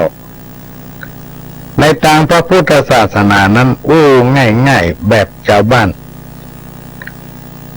ท่านสอนให้คนเฮารู้จักตัวเองที่มันมีปัญหาอยู่ในสังคมตึงวันนี้เพราะว่าคนเฮาบ่รู้จักหน้าที่ของตัวเก่าเมื่อเฮาทุกคนเข้าใจในหน้าที่ของตัวเก่าและก็ตั้งสติไว้ให้มั่นไว้ให้พร้อมก็วันไหวชีวิตของคนเฮาทุกคนก็จะมีความสุขและสิ่งที่ทุกคนจะหนีบ่พ้นพี่น้องท่านผู้ฟังก็คือเรื่องความสุขเรื่องความทุกข์เรื่องโชคดีโชคร้ายเนี่ยรวมไปถึงปัญหาสปะ108คนที่ทำงานนี่มักจะประสบปัญหายิ่งทำไปมันก็มีปัญหาไปติ๊กเขาก็ทำไปแก้ไปเพราะเพิ่นบอกว่าปัญหานั้นมีไว้ให้แก้มันก็จะต้องมีคนที่พบปัญหาอย่างสักอย่างคือคนที่มันเนี่ยอย่างสักอย่างมันก็ต้องมีอุปสรรคอย่างมาขวางมันนะเพราะมันเนี่ยอย่างโลกคนที่เป็นเนี่ยการทำงาน ยิ่งการบริหารคนนี่พี่น้องท่านผู้ฟังปัญหา108มันถึงมีขึ้นมาถึงวันนี่เราได้คิดนี่เราได้แก้การที่จะแก้ไขปัญหาทุกอย่างให้ลุล่วงก็จะต้องมีการยอมรับซึ่งกันและกันด้วยการร่วมกันเอาสติปัญญาเอาประสบการณ์มานั่งทำความเข้าใจพบปะกันบ่อยๆปัญหามันเกิดตรงไหนก็ไปตรงนั้นมันมีเรื่องอะไรอย่างที่ต้องแก้ไขก็ร่วมกันแก้ไขสิ่งนั้นถึงจะลุล่วงปัญหาที่ว่านี่ก็จะหมดไปคนเราทุกคนพี่น้องท่านผู้ฟังบอกว่าคนมีคนจนบอกว่าละอ่อนคนใหญ่ถ้าถึงค่าของคนเนี่ยมันจะเทียบทำเต้ากันหมดบ่มีไปต่ำไปสูงบ่ว่าจะอยู่ระดับไหนแต่เจ้านี่ไปนั่งอยู่ในทุสานก็ได้พักพวก กันไปก็เล่นกันไปตัวเนี่ยบ้านสุดท้ายสูอ่ะ บ้านหลังสุดท้ายของทุกคนบอกว่าไผสักคนอ่ะถึงเวลาตายมันก็จะต้องไปที่นั่นหมดคือสุสานคือบ้านหลังสุดท้ายการไปงานบำเพ็ญกุศลศพเนี่ยพี่น้องท่านผู้ฟังไปเพื่อพิจารณาคนตายพิจารณาถึงตัวเก่าว่าคนที่ตายเนี่ยเพิ่นทำความดีความงามอะไรอย่างมาพ่องตั้งแต่ละอ่อนถึงไงสภาพความเป็นอยู่การช่วยเหลือกิจกรรมงานสาธารณะต่างๆเนี่ยบอกว่าวัดบ้านโรงเรียนเพิ่นได้เนี่ยอย่างไว้ก็น้อมรำลึกถึงแล้วให้มาพิจารณาถึงตัวเองพิจารณาถึงตัวเฮาว่าแถมมาเมินเฮาก็ต้องเป็นอย่างเงี้ย วันนี้เฮาได้เนี่ยอย่างอยู่ในขณะที่ใจเฮาก็มี เพราะเฮาว่าใจยังดังสาบเนี่ยคนเฮาเป็นสัตว์ประเสริฐพี่น้องท่านผู้ฟังคนมนุษย์เฮาทั้งหลายนี่เป็นสัตว์ประเสริฐกว่าสรรพสิ่งใดๆมีความคิดมีสติปัญญามีไหวพริบปฏิภาณสามารถทำอันยังก็ได้เขาลองเปรียบเอาง่ายๆสรรพสิ่งเนี่ยหมูม้ากาไก่จ้างม้าวัวควายเนี่ยมันก็มีมันสมองอย่างเฮาเนี่ยมีปากมีหูดังมีหูมีตา อย่างเฮาหมดมันก็อาจจะมีความคิดเหมือนกันแต่มันเนี่ยอันยังบ่ได้ก็มได้เวลามันจะกินนั่นอย่างถ้าคนเฮาบอกมันกินมันก็บ่ได้กินนะ แล้วครูบาอาจารย์เพิ่นยังบอกว่าสัตว์ที่มีกรรมวิบากหนักที่สุดเนี่ยพี่น้องท่านฟังคืออย่างไปพอเอาป่าป่าที่มันอยู่ในหนองป่าที่มันขังอยู่ในบ่อป่านี่มันเจ้ามีหนังตาหรือพี่น้องท่านฟังว่าหลวงก็หามาหู้นี่ เดินตายอยู่ในน้ำวันข้ามคืนหุ่งมาได้รับอย่างเฮา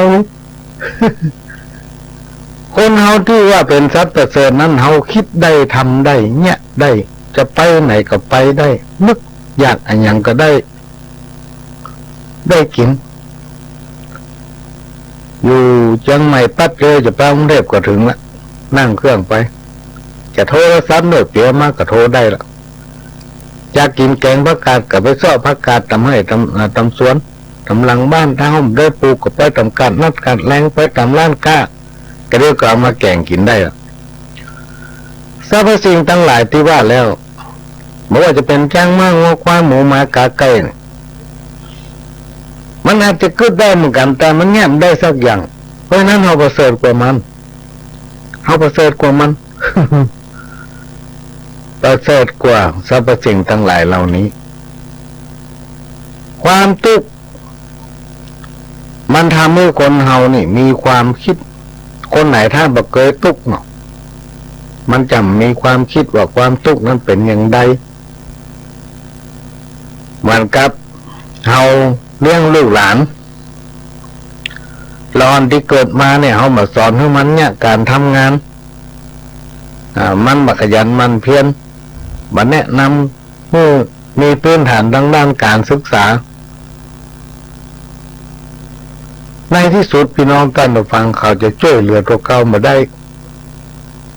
เพราะะนั้นเมื่อทุกคนมีความคิดเขาก็จะต้องสอนให้เขามีความคิดสอนให้เขาเป็นคนฉลาดเพราะความฉลาดมันทำให้คนเฮามีความสุขนี่ถ้าจิตใจคนต่ำมันก็ทำให้คนเฮาเพลิดเพลิน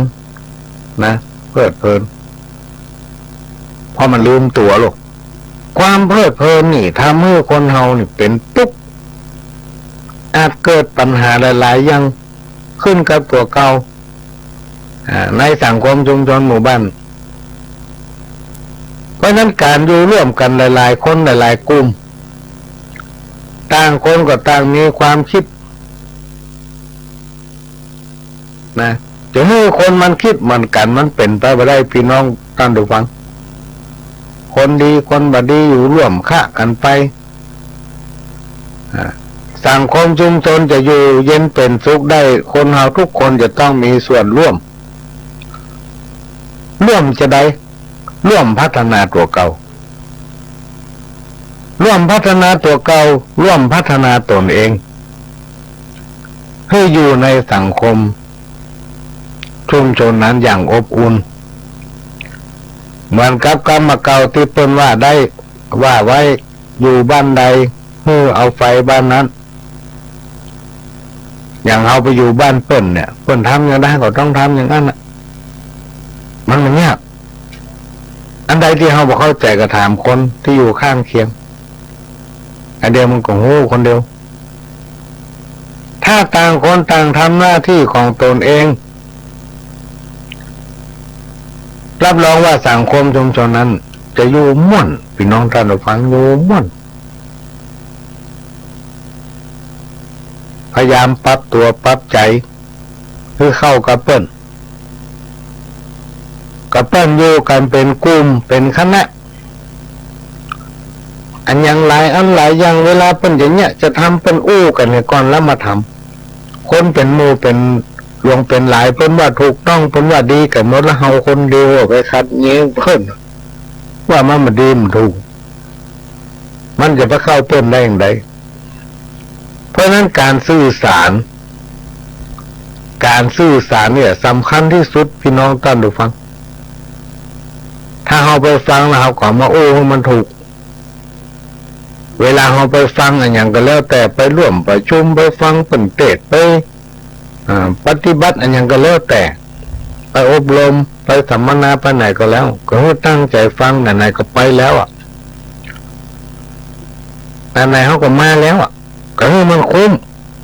กับการที่เขามา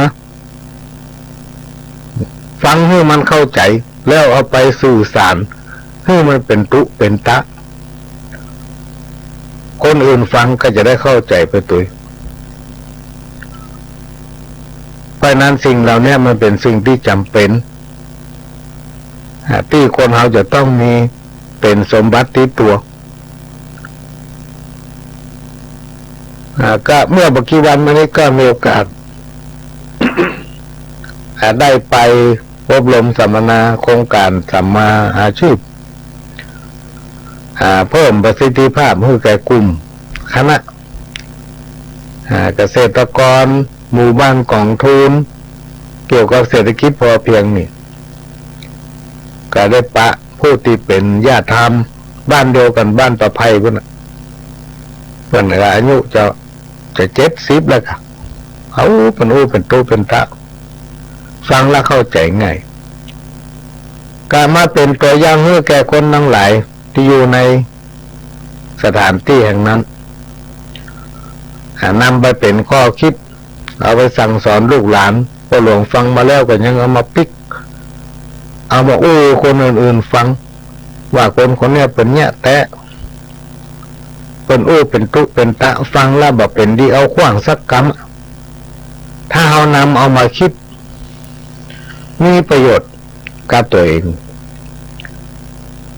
เพราะนั้นในสังคมชุมชนหมู่บ้านจะอยู่เย็นเป็นสุขได้นั้นเฮาทุกคนพี่น้องท่านผู้ฟังจำเป็นที่เฮาทั้งหลายเนี่ยจะต้องช่วยกันยึดเอาคุณธรรมไว้เป็นหลักเปิ้นถึงรณรงค์ให้มีหมู่บ้านศีล 5หมู่บ้านศีล 5เนี่ยที่จริงพี่น้องเฮาเนี่ยตั้งแต่น้อยถึงใหญ่เกิดมากับถึงหู้ละบอกว่าจะมีงานที่ไหนเกี่ยวกับศาสนาอาวะมงคลหรือว่างานมงคลก็จะมีการฟังเทศน์ฟังธรรมก่อนที่จะฟังเทศน์เพิ่นก็จะปันศีลให้ฮับศีลในก่อนสมทานเอาศีลพระผู้ที่เป็นองค์จะให้ศีลเพิ่นก็จะบอกว่าให้ตั้งสติสมาธิของตนเองให้มั่นคงเนื้อศรัทธาญาติโยมทั้งหลายเขาจะปันศีลให้ศีล 5นั้นหมายความว่าจะได้ข้อที่ 1ปานนะข้อที่ 2อาทิตย์นะข้อที่ 3ก็ว่าไปจนถึง5ข้อที่จริงเรื่องทั้งหลายเหล่านี้เขาฮับกันมาโดยตลอดตั้งแต่ใหญ่มาจนถึงปัจจุบันทุกงานนะ วันนี้ไปงานใดก็ได้ครับวันพุธไปทำงานก็ได้ครับทุกงานมันจะควบคู่กับสังคมแหละพี่น้องท่านผู้ฟังแต่เขาฮับบดายเขาไม่ได้เอาไปปฏิบัติฮับแล้วก็ผ่านไปฮับแล้วก็ผ่านไปจนมาถึงวันนี้เพิ่นต้องกระตุ้นนี่หมายถึงว่าอย่างทำให้มันตื่นถ้าไผ่รับเพลินไปเหมือนกับว่าเขารับไปพี่น้องท่านรู้บ้างเขารับไปเขาไม่ได้สนใจอย่างสักอย่างเขาก็ไม่ได้ว่าคนนั้นคนนี้เป็นคนบดีคนนั้นคนนี้เป็นคนดีหรอกเขาได้ฮับตลอดคำว่าศีล 5นะแต่เขาไม่ได้นำเอามาใช้มันก็เขามีมีดเขาฝนมันมันประคมจะได้เพราะฉะนั้นถึงวันนี้เพื่อก็เลยมีการรณรงค์ให้หมู่บ้านเนี่ยน้อมนำเอาศีลถึง5ข้อเนี่ยมาใช้คนไหนที่มีศีลมีธรรมจุ่มเย็นพี่น้องได้ฟังจุ่มเย็นบ่าฮ้อนบ่าไม่อยู่เย็นเป็นสุขแม้ว่าจะมีเหตุอันอย่างเกิดขึ้นคนผู้นั้นก็จะพ้นจากภัยตึงมวลเพราะเขามีศีลมีธรรมสติเขาก็จะมั่นคงอันใดติ่มใจของเฮา ก็จะไปอยากได้ของเปิ้นของเปิ้นก็คือของเปิ้น คือทำดีเป็นวันถ้าเราเอากฎหมายมาอู้กันเนี่ยพี่น้องท่านถึงวันเนี่ยเพราะว่าเราเอากฎหมายมาอู้กันเนี่ยกฎหมายมันนักไปอ่ะมันมีเป็นพันข้อ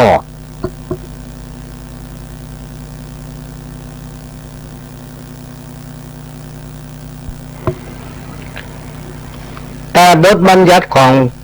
องค์พระสัมมาสัมพุทธเจ้าถ้าเรานำปฏิบัติได้เขาบอกต้องเอาอย่างนั้นก็เอาแค่5 ข้อพอ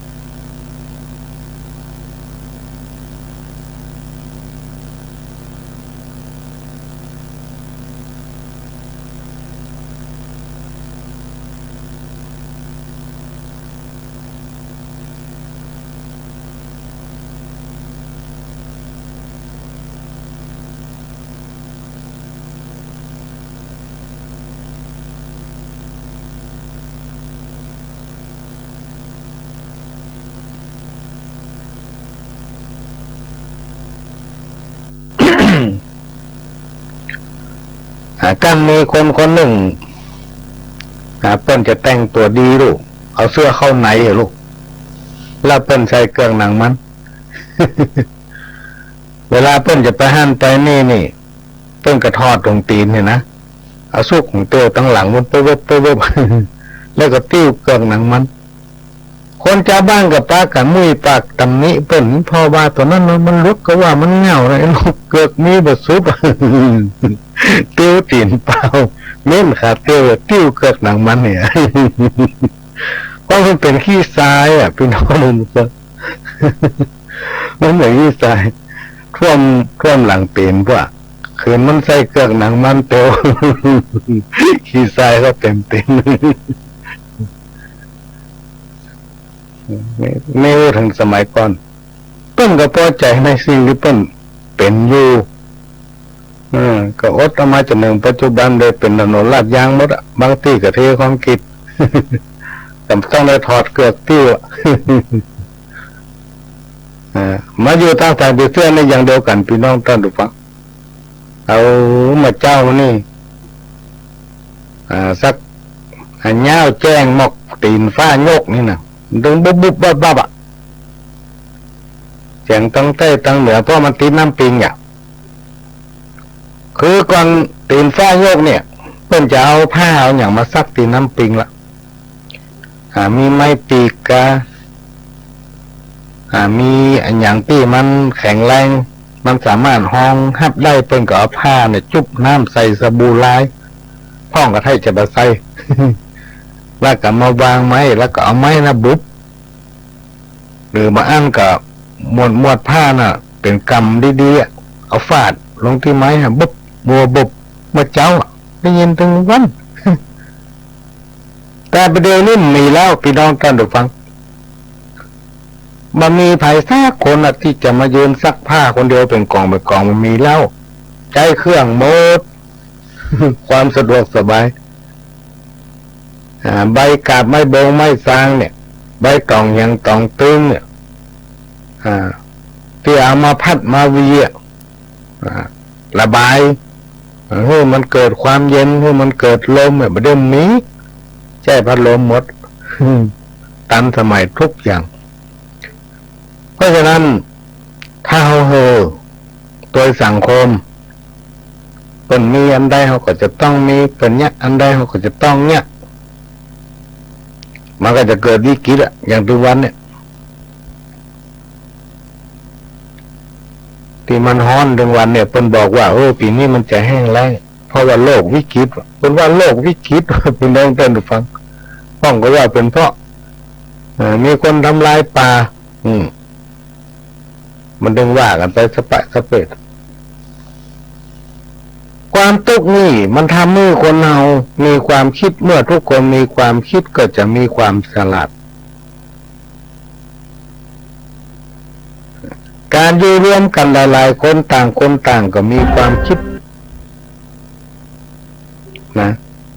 ถ้าเราคิดรวมกันแล้วก็มีความสมัครสมานสามัคคีไปโดยกันเนี่ยพี่น้องท่านผู้ฟังร่วมด้วยช่วยกันวันใดวันหนึ่งถ้าคนใดคนหนึ่งพลาดไปก็มาตักเตือนก็มาสั่งสอนแนะนำช่วยกันอย่างเงี้ยมันถึงจะอยู่กันม่วนไม่ใช่ว่าเอาตัวไผ่ตัวมันพอคนไหนพลาดตะน้อยมีปากจะเปิ่น มันจะอยู่ยันเป็นสุขได้อย่างไรถ้าเราบ่ร่วมด้วยช่วยกันนะพริกบ้านเหนือเกลือบ้านใต้นี่ยังเพิ่งป้าอาศัยกันสมัยเมื่อ20 ปีผ่านมานี่บ่ได้พี่น้องท่านผู้ฟังคนทางเหนือเนี่ยเป็นคนใจดีมีอัธยาศัยเอื้อเฟื้อเผื่อแผ่ช่วยเหลือกัน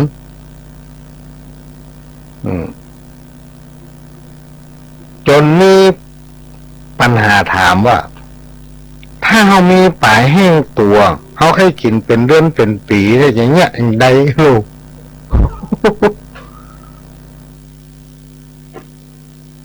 บัดเดียวยังมีเป็นปัญหาเพิ่นเอามาตอบมาตายกันน่ะว่าป่าแห้งเขามีตัวนึงเขาให้กินเป็นปีเป็นเดือนเราจะเงี้ยงไงเพื่อมันกินกุ้งเป็นปีเป็นเดือน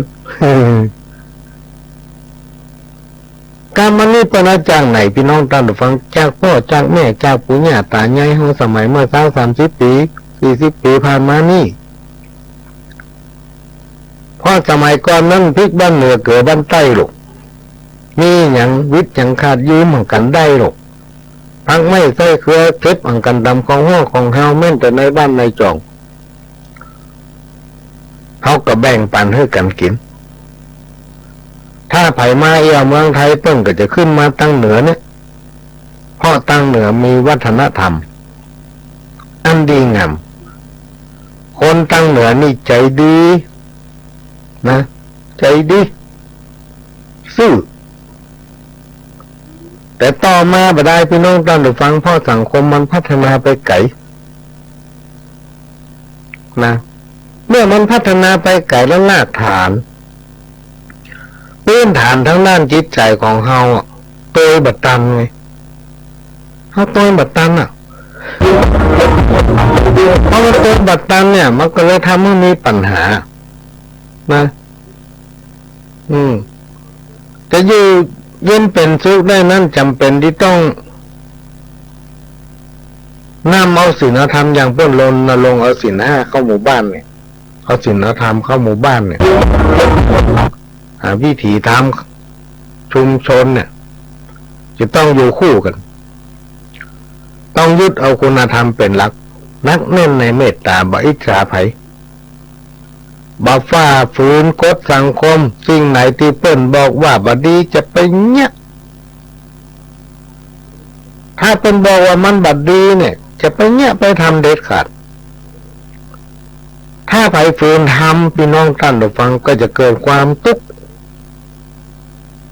ฮือกับตนเองฮือกับครอบครัวถ้าเขาเป็นลูกก็จะทำให้พ่อแม่เป็นทุกข์อกทุกข์ใจยิ่งพ่อแม่น้ำตาได้ตกได้ไหลกับลูกกับเต้านี่นะเป็นบาปพี่น้องเราได้ฟังเป็นบาปนักเลยตายไปตกมรณะอเวจีได้รับความทุกข์ทรมานหลายเช่นหลายชาติเสร็จแล้วก็ได้ไปเกิดเป็นสรรพสิ่งเป็นยังตามจาดกในธรรมที่เพิ่นบอกไว้เพราะฉะนั้นเราจะต้องประพฤติปฏิบัติตนเองให้ดีเป็นตัวอย่างให้แก่คนในครอบครัวของตนเองสั่งสอนให้ลูกหลานมีน้ำใจมีความเสียสละมีศรัทธาในพระพุทธศาสนา เวลาวัดเปิดมีการมีงานวันศีลวันธรรมเดือนจีปีใหม่เนี่ยใกล้จะถึงสงกรานต์ปีใหม่แล้วก็ป้าละอ่อนลูกหลานนี่ไปวัดไปว่าไปเห็นหูว่าเพิ่นทำมันอย่างวันศีลเนี่ยมาเจ้าเอาไปทำบุญตักบาตรก็ใจเวลาเสียสละให้น้อยหนึ่งปาลูกปาหลานไปถ้าเป็นวันเสาร์วันอาทิตย์เป็นวันหยุดอย่างเรียนปิดเทอมเลยละอ่อนจะได้รู้ว่าเป็นไปเนี่ยอย่างที่วัดวันพระวันศีลพระสงฆ์ก็จะได้สัมโมทนิยกถาจะได้บอกว่าวันนี้เป็นวันศีล8 ค่ำกา15 ค่ำกาขึ้นกาแรมกาท่านทั้งหลายมาวัดมาเจ้านี่ได้ร่วมกันทำบุญตักบาตร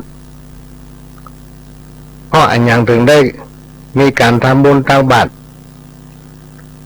ก็จะรู้ขั้นตอนพิธีฟังวันนี้น้อยวันหน้าไปฟังหำน้อยฟังน้อยกำน้อยก็หู้มากำน้อยแต่ถ้าห้องปลาเข้าไปเนี่ยเขาก็โมโหพี่น้องต้องดูฟังเอาเข้าละอ่อนไปวัดล่ะ บ้านหลังหนึ่งมีแม่อุ้ยกับพ่ออุ้ยโอ้วันนี้แม่พ่อยังบอกลูกเอาหลานมาส่งโอ้เขายังเป็นลูกเกลือโอ้วันนี้ลูกหลานยังมาวัดอีแม่โอ้ไปวันเกิดไปมันหูปุ๊บนอน อีแม่เนี่ยป้าเขามาพ่องเขาไม่อย่างดีกับไปเจอวัดกระโดดปิกละมันก็มาหูอย่างการที่เขามาหูอย่างการที่เขามานำเขาไปเนี่ยพี่น้องท่านดูฟังมันก็เลยทำให้สังคมนั้นเหินห่างจากต่างวัดการที่เหินห่างจากต่างวัด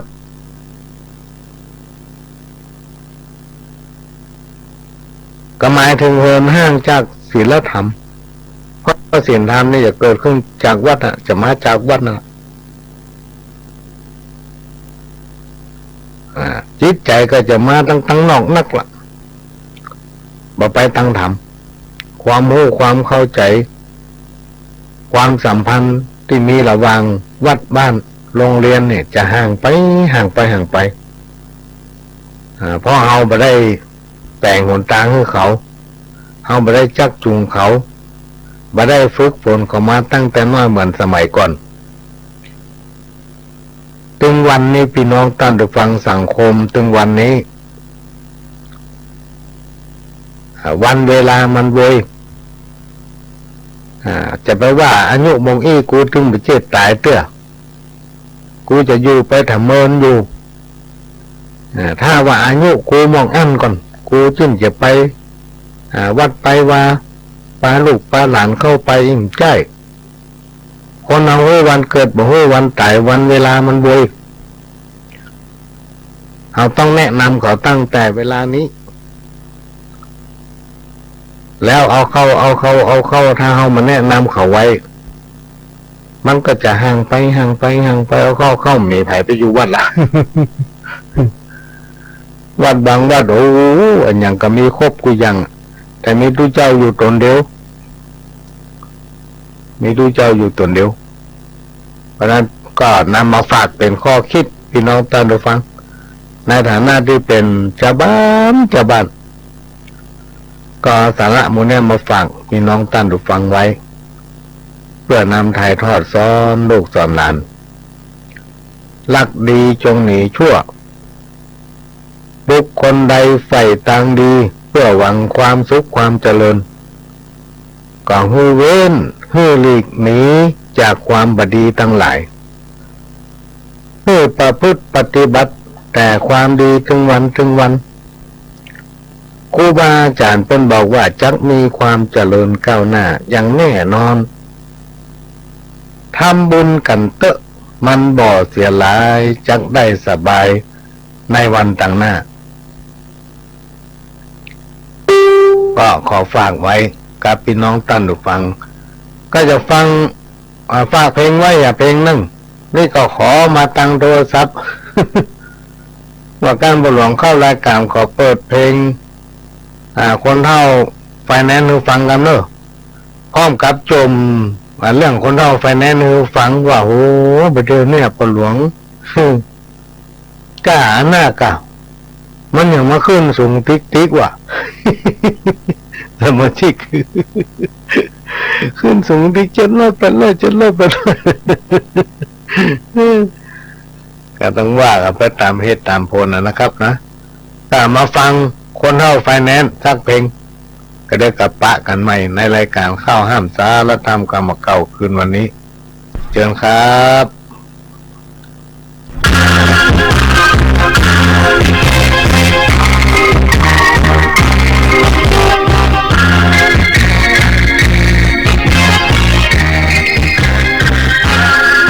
ตอกสักต้นมัดตุกเดียวสิ่งสักต้นสูงไม่บางสอนคนเฮาประหยัดมีน้อยแต่ใจนั้นน้ำจะไหลบางมีผลึกยืนบรรจบรถตาถ้ามี10 บาททำมือต่อร้อยต่อตาป้าแก้วมาใจกับพ่อกะอันที่ก่อนเป็นบ้องในมือขนาดหยังอ่ะว่องไวเอามาล่อใครล่ออย่างไรป้าแก้วแกนได้ลอดวองบ่เอาตัวแกนได้จับเอาแกนกลับช่ำดีปึ้งอะลุงยิงป้าแก้วว่าแต่ลู่นี่ฮะมันว่าจะได้ก็ขนาดไข่ต้มแกนน่ะแกะแล้วน้ำป่าฮดเอาเข้าจิมันก็ไข่แตกจังแท้แบบป้าแก้วฮะมันว่าเมื่อใดอันนี้มันเล่าขวัญแม่ผัวมันรู้นี่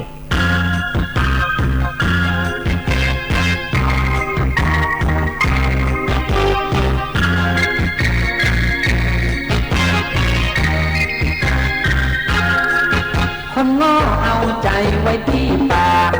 คนฉลาดเอาปากไว้ที่ใจ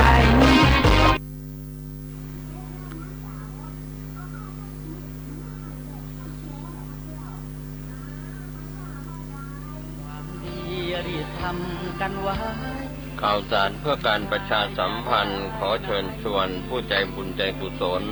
ร่วมทำบุญฉลองสมโภชหอระฆังและร่วมพิธีเบิกเนตรพระพุทธรูปปางชนะมารวันเสาร์ที่2 พฤศจิกายน พุทธศักราช 2562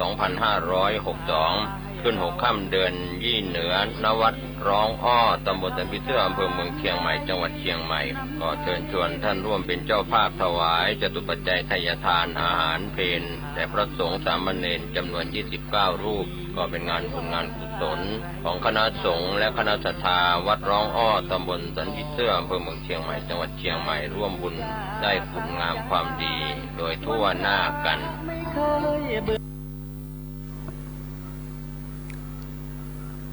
ขณะนี้พี่น้องท่านผู้ฟังก็กำลังรับฟังรายการสาระสปะจากสถานีวิทยุกระจายเสียงพระพุทธศาสนาแห่งชาติและสังคมขึ้นเพื่อการศึกษาพระพุทธศาสนาและวัฒนธรรม FM 104.50 เมกะเฮิรตซ์จากวัดไฟหินดำเนินรายการด้วยเก้ากับผมพระหลวงสว่างท่าดินจันทร์ประธานเครือข่ายกองทุนแม่ของแผ่นดินจังหวัดเชียงใหม่และ8 จังหวัดภาคเหนือก็มาพบปะกับพี่น้องท่านผู้ฟังทางสถานีวิทยุแห่งนี้เป็นประจำทุกวันจันทร์วันพฤหัสวันศุกร์ก็มาปะกันวันจันทร์นั้นตั้งแต่20:30ไปจนถึง5 ทุ่มวันพฤหัสกับวันศุกร์3 ทุ่มถึง5 ทุ่มก็มาปะกันตั้งสถานีวิทยุแห่งนี้แล้วก็วันเสาร์นี้ก็ตั้งแต่เวลา4 โมงไปจนถึง6 โมงแมลงวันอาทิตย์บ่ายโมงถึงบ่าย3 โมงก็มาปะกันในรายการสารธรรมกรรมเก่าและก็สปะสาระร้อยอันปันเรื่อง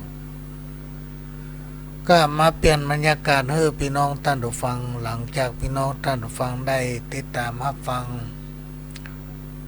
รายการของทางสถานีช่วงนี้ก็มาเปลี่ยนบรรยากาศฟังขยมเก่าอู้สลับกับข้าวแห้มสารธรรมกรรมเก่าเป็นเวลา2 ชั่วโมงเต็มๆพี่น้องท่านผู้ฟังก็วางใจว่าคงจะมีสิ่งใดสิ่งหนึ่งที่เป็นประโยชน์ต่อพี่น้องคนฟังวันนี้ก็ต้องขอสุมาภัยได้ใจเทปเก่าไป พบปะกับพี่น้องท่านผู้ฟังก็มาฟังเทปสักน้อยหนึ่งเชิญครับ ต้องได้ดูฟังเรื่องตาลปัดเนี่ยก็เพราะว่ากับวันที่แต่วันนี้เกินประเดิมหูเรื่องแน่มั่วหมด ของที่เคยมักก็กินบาลายเหม็นหิวสาบไปเหี่ยมดเหี่ยเสี่ยงบะเมินเต่าใดผิวใสก็มดเกี้ยงก็มาหมองมัวดำค้ำต้องเริ่มใหญ่มาปาฮื้อตุกล้ำเตียวลุกยากแต่กะญาเจ็บหลังกั้งกัดอึดอัดแต่หนายามนอนนั้นกาหงายตึงบ่ได้ยามลูกดิ้นตัวแม่ปอห้ำให้เจ็บปวดม้วนไปตัวต้องกันถึงเวลาลูกยาเรียกร้องจากออกจากห้องขับหามารดาแม่ไทยปานไฟถมนาวิทย์มอละนากายาแตกบ้างเกิดมาแล้วหนอแม่ขออวดอ้างกอดบ่อป่งวางปีกลี่เลือดอกผสมเป็นนมแม่นี้ปงปั่นแก่เจ้าเร็วไหวแม่เฝ้าฟูมฟักหักลูกเรือไผจักไปทางใดตึงบ่าห่างเจ้าลูกใหญ่ขึ้นมาแม่เริ่มป้อนเข้ากล้วยหวานจานเอาเข้าม่ำซักผ้าซักครัวแต่งตัวอาบน้ำแม่น้ำเนี่ยฮื้อกวนกลมลูกน้อยฮื้อได้รับฝันวอนเทพเทวันคุ้มของลูกเต้าส่งเข้าโรงเรียนมันเพียรเก่งกล้าฮื้อมีปัญญาวุฒิไข่ได้อันใดแม่บ่เคยจิเสาะหาส่งฮื้อทันทีหวังฮื้อลูกนั้นได้มีสุขีฮื้อเป็นคนดีสืบไปหน้าลูกได้เนี่ยการทำงานก้าวหน้าตัวแม่นี้กาก็ยิ้มบะเป้าบะตาลรสหวานยามลิ้มแม่จัดส่งฮื้อกินลำตัวของลูกนี้บ่ได้สลัมจักขอกระทำความดีตอบไส้น้อมกายว่าจ่าวันตาวาดไว้กตัญญูไปบัลละกันถึงเวลาจักเป็นสังฆะจักบทตอบไส้แตนกูลของแม่นั้นบ่ได้หายสูญลูกจะแตนกูลจากนี้ไปหน้าปัญญายังบอกเก่งกล้าจะขอวางลงย่างพักจบข้าวก่อนตอนนี้แต่ตักขอจบเก้าอี้ขอป่งวางฮักของลูกนั้นบอกเคยจืดจางขอจบป่งวางสูดเพียงเก้าอี้สูดเพียงเก้าอี้มาอ่านข้าวดีกว่าพี่น้องท่านดูฟ้ามัน อีแม่ตะกี้จะห้องเพลง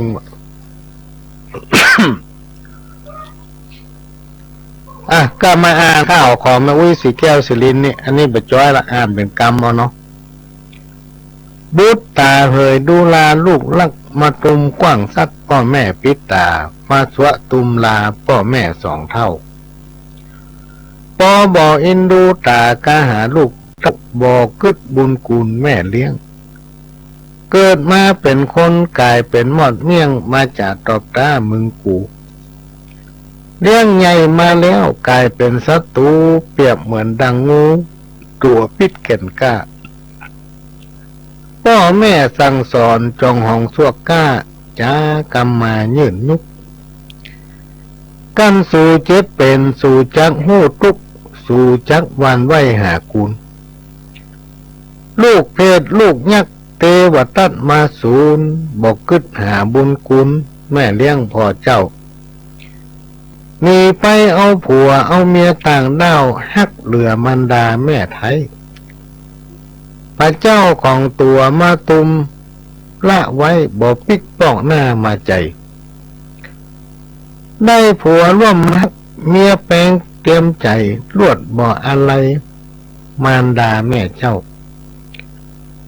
พ่อแม่ตัวเหนือหัวตั้งเก้าเลือตัวยิงเราลูกลับลูกเต้าเตรียมใจเป็นเตวตัดมาซัดขว้างหื้อมัวเมาได้ผัวร่วมฮักเมียแปลงเป็นเสาลวดใจมัวเมาบะแยงที่ขึ้นแม่นี่กึดหลายตัวนายกึดตื่นบอกกึดหาบุญคุณแม่เลี้ยงแม่อุ้มหอบนายนักข้างหนองเปี้ยมแม่ก้อยหอบอุ้มเดินเตียวเลี้ยงใหญ่มาแล้วกลับกลายเป็นงูเขียวบะไข่เดินเตียวมาหาแม่เจ้าแม่มาตุกใจเนี่ยการตึงเท่าปอหิวแหงลุยอ่อนนัก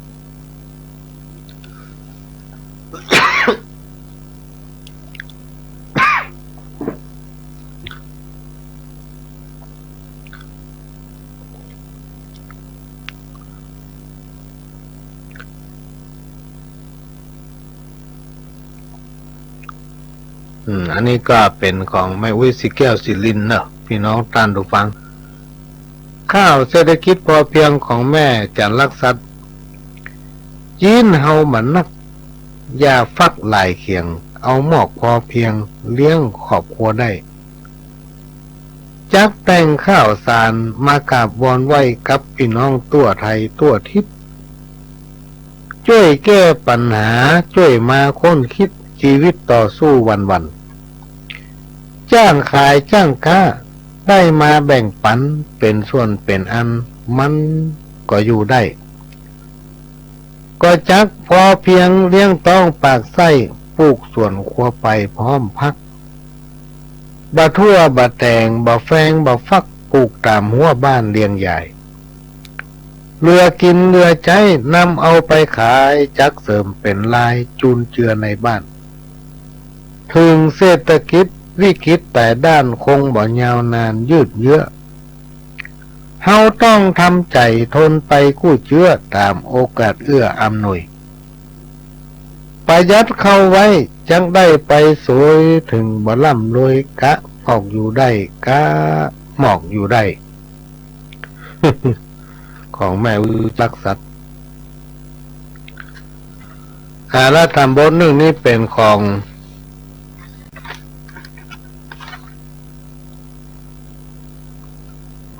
แม่คำน้อยสิงตาแก้วบ้านดอยสระปีแม่คำน้อยสิงตาแก้วบ้านดอยสามัคคีตำบลหนองแยงอำเภอสันทรายเชียงใหม่เรื่องตุก108มันตุกอย่างปล่ำเบลือถึง108 มโนในหัวใจวู่ลุกก้าวถึงเรื่องตุกมีหลายประการมนุษย์ลุ่มฟ้าโลกล่าสงสารเกิดมาพบปานหลีกเลี่ยงบ่ได้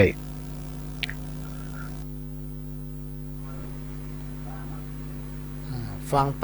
ไปเวลาหมดละพี่น้องท่านผู้ฟัง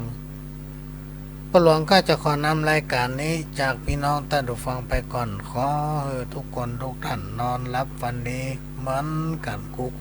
คนจากกับผมพ่อหลวงสว่างท่าทินจันทร์ขอสวัสดีครับ